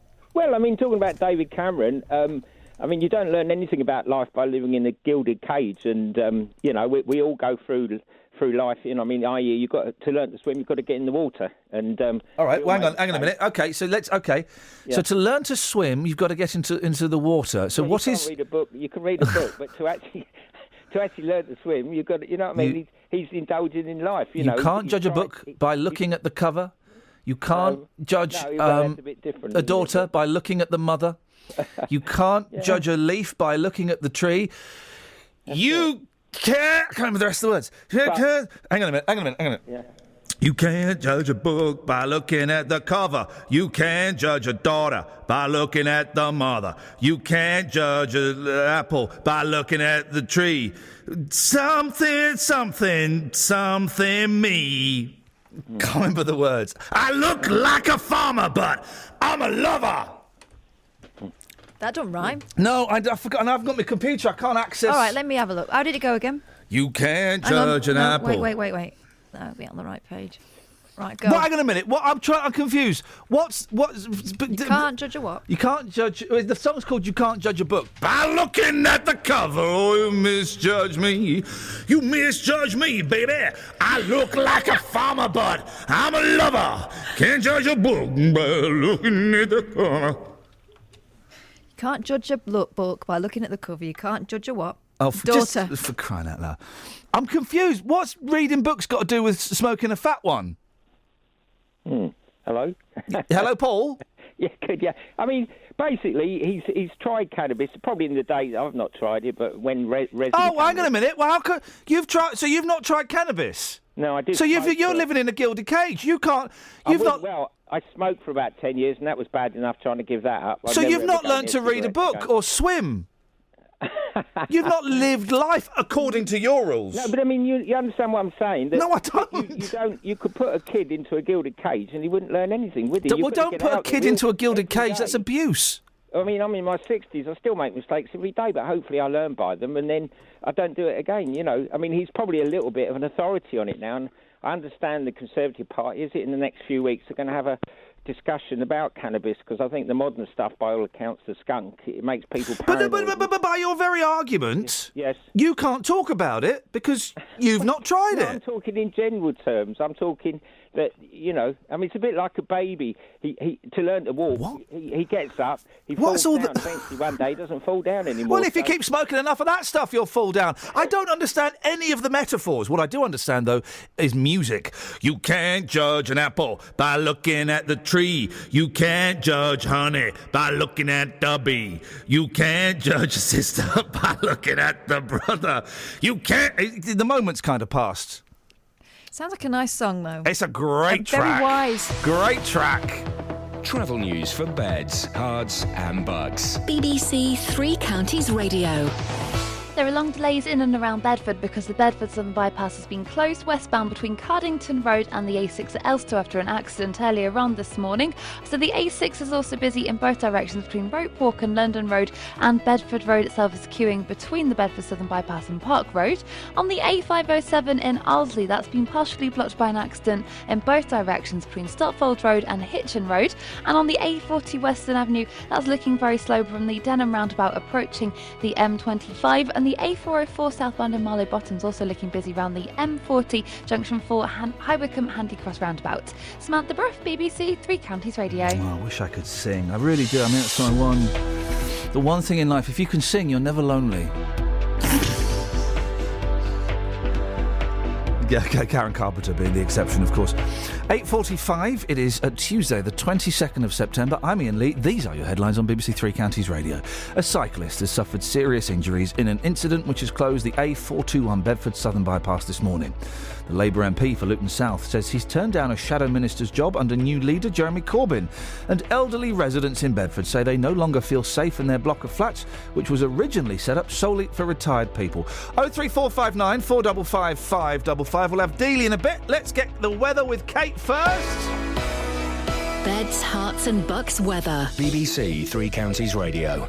Heavy showers across all three counties this morning. Don't be surprised if you hear a rumble of thunder mixed in there as well. They'll become a little less frequent later on today, where we may get a glimmer of sunshine between them, but it's going to feel quite cool. The maximum temperature just struggling up to 16 Celsius. We've got a northwesterly breeze. Now brightening up, as I said, this afternoon and this evening. Then overnight, any cloud or rain remaining will disappear and we should get some lengthy clear spells. That runs the risk of maybe some cooler temperatures, 9 Celsius being the minimum, and also mist and fog patches as the wind falls light as well. So a chilly start tomorrow, a bright sunny morning, but then the cloud moves in from the west later tomorrow afternoon. Temperatures up to 16 Celsius, and that's your forecast. Thank you, Kate.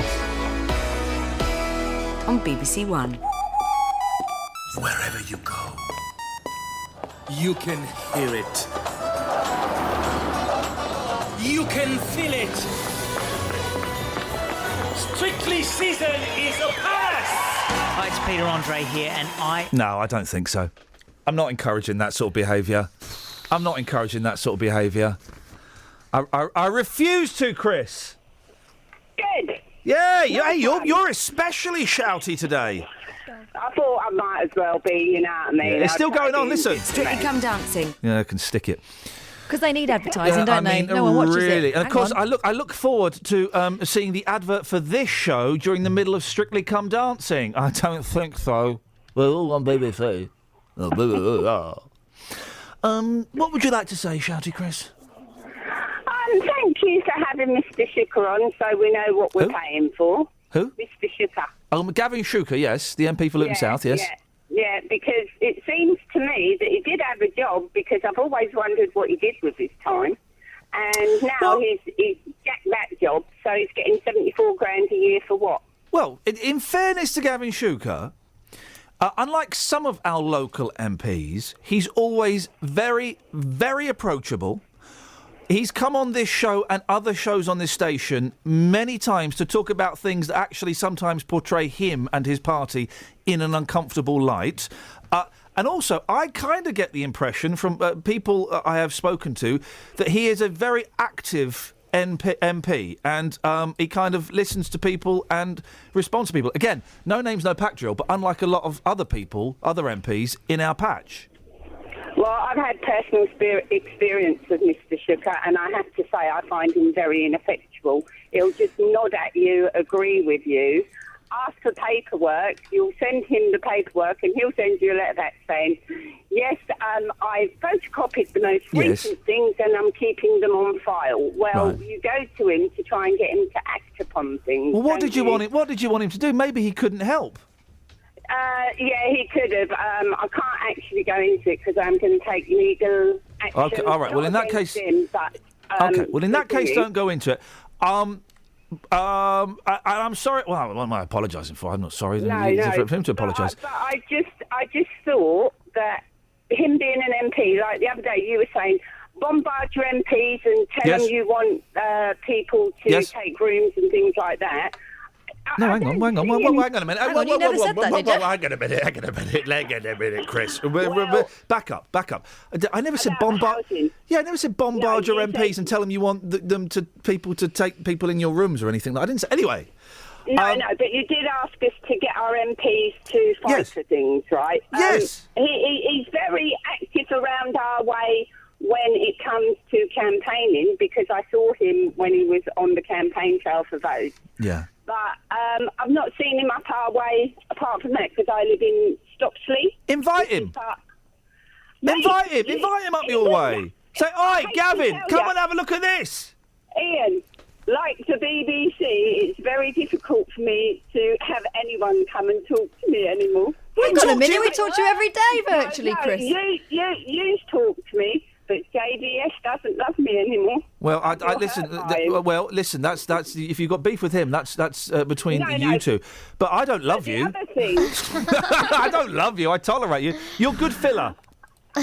All filler, no killer. That's our motto about you, Chris. The other thing is, right, Yes. I don't think he's done Jeremy Corbyn any favours because Who, if he's JVS? not willing... No, Gavin Shuker. Okay, right, yeah. Right, because if he's going to stand down from his post... I'm drawing a brick.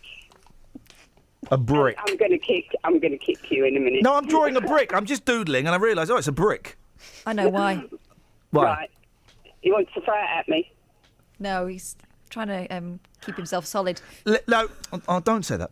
That's cruel. I'm drawing the call to a conclusion. I'm sorry about that. Let's have. Yeah, bye. Thanks very much. Concluded. You just conclude a conversation by just saying concluded. I get the impression, and listen, he's not my MP, so I don't know firsthand. And yeah, whether he comes on the radio or not is. It's not immaterial. Actually, it's quite important, but it's like a tiny percentage of what the job entails. But from speaking to people, I get the impression that that Shuker is pretty hands-on MP. And you know what? She mentioned there that he was actively campaigning. He was visible campaigning. I haven't seen my MP for years. We have, my MP, actually, flipping out, I've never met the fella. And we have had MPs on this show that have come on reluctantly to talk about really important issues and then complained that we asked them questions that were off script, And again, the media thing is a tiny, tiny thing. But... if they behave that way with us, how do they behave with the average Joe? I do think I do disagree with Shuker from standing down. I didn't buy his thing. I thought that the whole point of Corbyn was he was saying I want there to be discussion from the grassroots up. And if you're not sat at the table, then when things don't go your way, it's harder for you to complain. You need to be sat there going, actually, 79 other people, I disagree with you. And this is why. Also, can you imagine the furore should Corbyn force anyone to vote a certain way with his history? It won't happen. I don't think it will happen. And I do just think, I'm not so necessarily saying this about Gavin, but with the Chuka Amoon, that was the third question I was going to ask him. What was it? Would he ever consider joining the Lib Dems? That was the third question. Jumping ship and joining the Lib Dems. That was the third question I forgot to ask him. I do think that with people like Chuka Amuna and other people, that they are they're either sharpening their knives or they're sitting back waiting for somebody else to sharpen their knives. And then when Corbyn... I don't think Corbyn will be there in 6 months because there's not enough support from within his own MPs for him to have a chance. Anyway. All right, Paxman. Paxo, the Rooster Booster. Justin! Boss, do you remember that time Gavin came into our studios and he wore a balaclava? And he allowed us to take a photograph of it and tweet it. Yes, I do remember that. Not sometimes people need PR people to hold that. I do remember that. And he's not my MP, so I don't know. But from what I've heard, he's one of the harder working ones. Yes, absolutely. Because there are some slackers out there. You've taken this to the streets. David Cameron, it's alleged, smoked weed when he was at university. It's been described as the normal university experience. Yes, it was a big story. And now the furore has died down. Everyone's not quite so sombre. It's not quite so macabre. And I don't think anyone cares, Just. Well, you put the question out earlier on. If this is true, OK, do you think more of him? Do you think less of him? Or do you think the same? Yep. Now, some of your phone calls today have been really honest. We needed honesty on the streets with this one as well. We did, mate. I've been out there asking that question. Some interesting results. Here's what happened. Ross, how old are you? I'm 18. 18 years old. Okay. David Cameron, if he was having the odd doobie, let's say, back in the day, all right? There's a serious question. Do you think more of him, less of him, or the same? I still think he's if I'm honest. I think you've said all you need to say. Yep, pretty much. All right, thanks, mate. Cool. More of him, actually, because he was a normal youngster. You don't think it's outrageous that our Prime Minister back in the day was taking drugs, hypothetically? No, he was a youngster, he was a teenager, he was out with his mates. No. Sounds to me, how can I put this? It sounds to me, if this is true, that you could probably relate to him more. Yeah.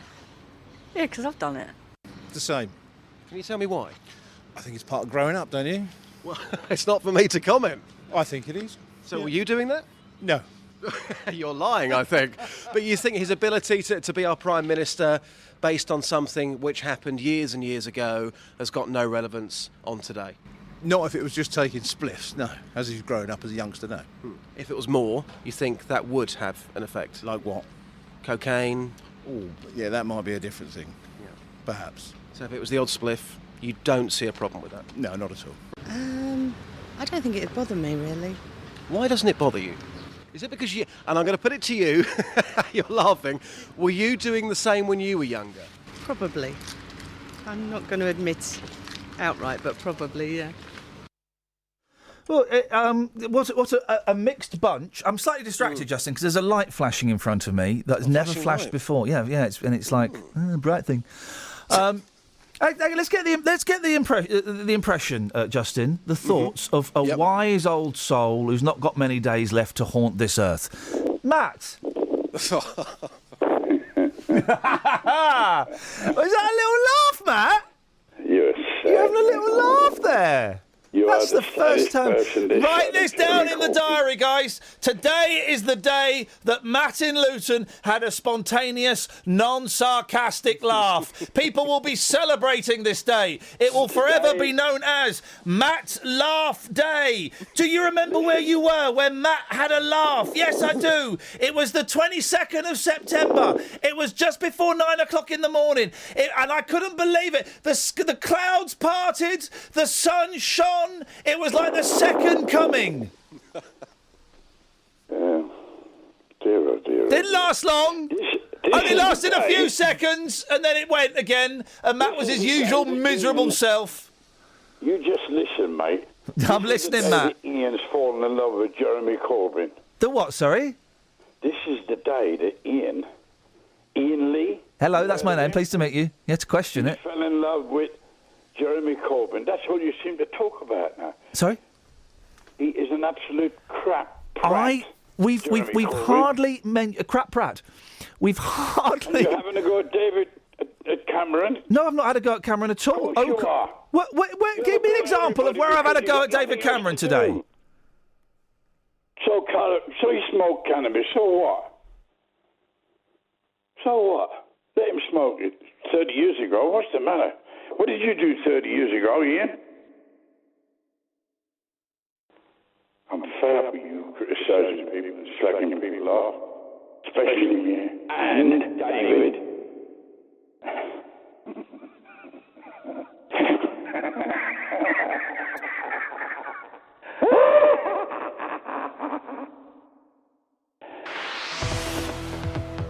Travel news for beds, cards and bugs. BBC Three Counties Radio.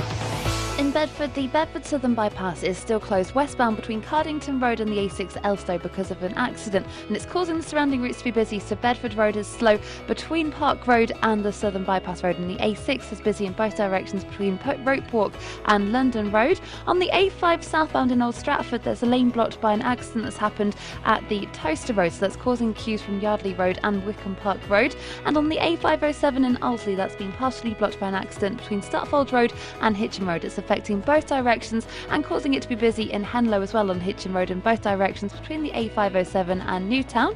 Samantha Bruff, BBC Three Counties Radio. Thank you very much indeed. What a I'm sorry if you've got children and that last minute of audio may have terrified you. How frightening and bizarre.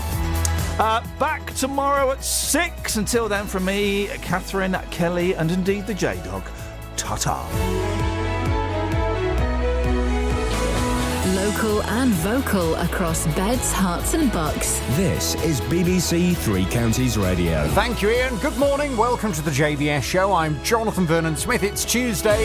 It's raining again. It's 9 o'clock, and on today's Big Phone In, do you think it's a good thing women are shouting about their abortions on the internet? Nearly 75,000 people have gone online to talk openly about abortion this morning, sharing the slogan, "Shout your abortion." The campaign began as pro-choice groups encouraged women to share their stories to remove some of the stigma from abortion.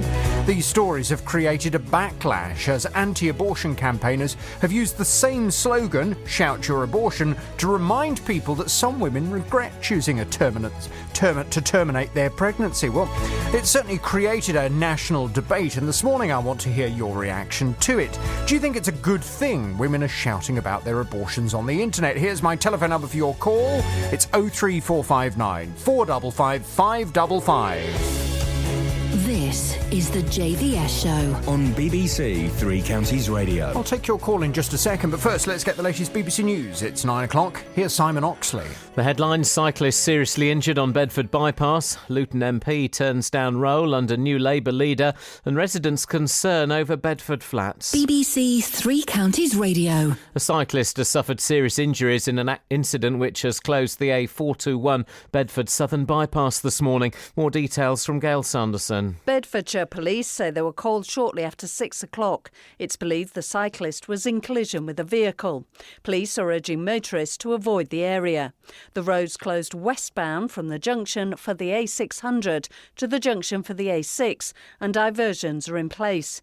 The Highways Agency say the road isn't expected to reopen until lunchtime. The Labour MP for Luton South says he's turned down a shadow minister's job under new leader Jeremy Corbyn. Gavin Shuker told BBC Three Counties he doesn't want to have to resign in the coming months if he disagrees with Mr Corbyn's policies. And I can see some issues coming up where it's going to be quite tricky for me to support the same line as Jeremy. He offered me a choice of some jobs in the new administration, which I'd normally be really happy to do. But what I don't want to do is take on a job and in 3 months' time have to walk away, causing a big hoo-ha. The trust which runs Addenbrooke's Hospital in Cambridge has been put into special measures after inspectors rated it inadequate. The hospital also takes patients from Bedfordshire and Hertfordshire. The trust's chairwoman, Jane Ramsey, says they've already taken action to address the concerns. We haven't waited since April, since the inspection, to be getting grip of the issues. And I'd also like to reassure patients on the outcomes. At Addenbrooke's, we have some of the best in England and indeed in Europe on survival rates for cancer, and we also have really low hospital-acquired infection rates and low mortality rates. The Home Secretary, Theresa May, will meet other EU ministers in Brussels this afternoon to try to agree on how to deal with the migrants arriving in Europe. So far, talks have failed to determine how many refugees each country should accept.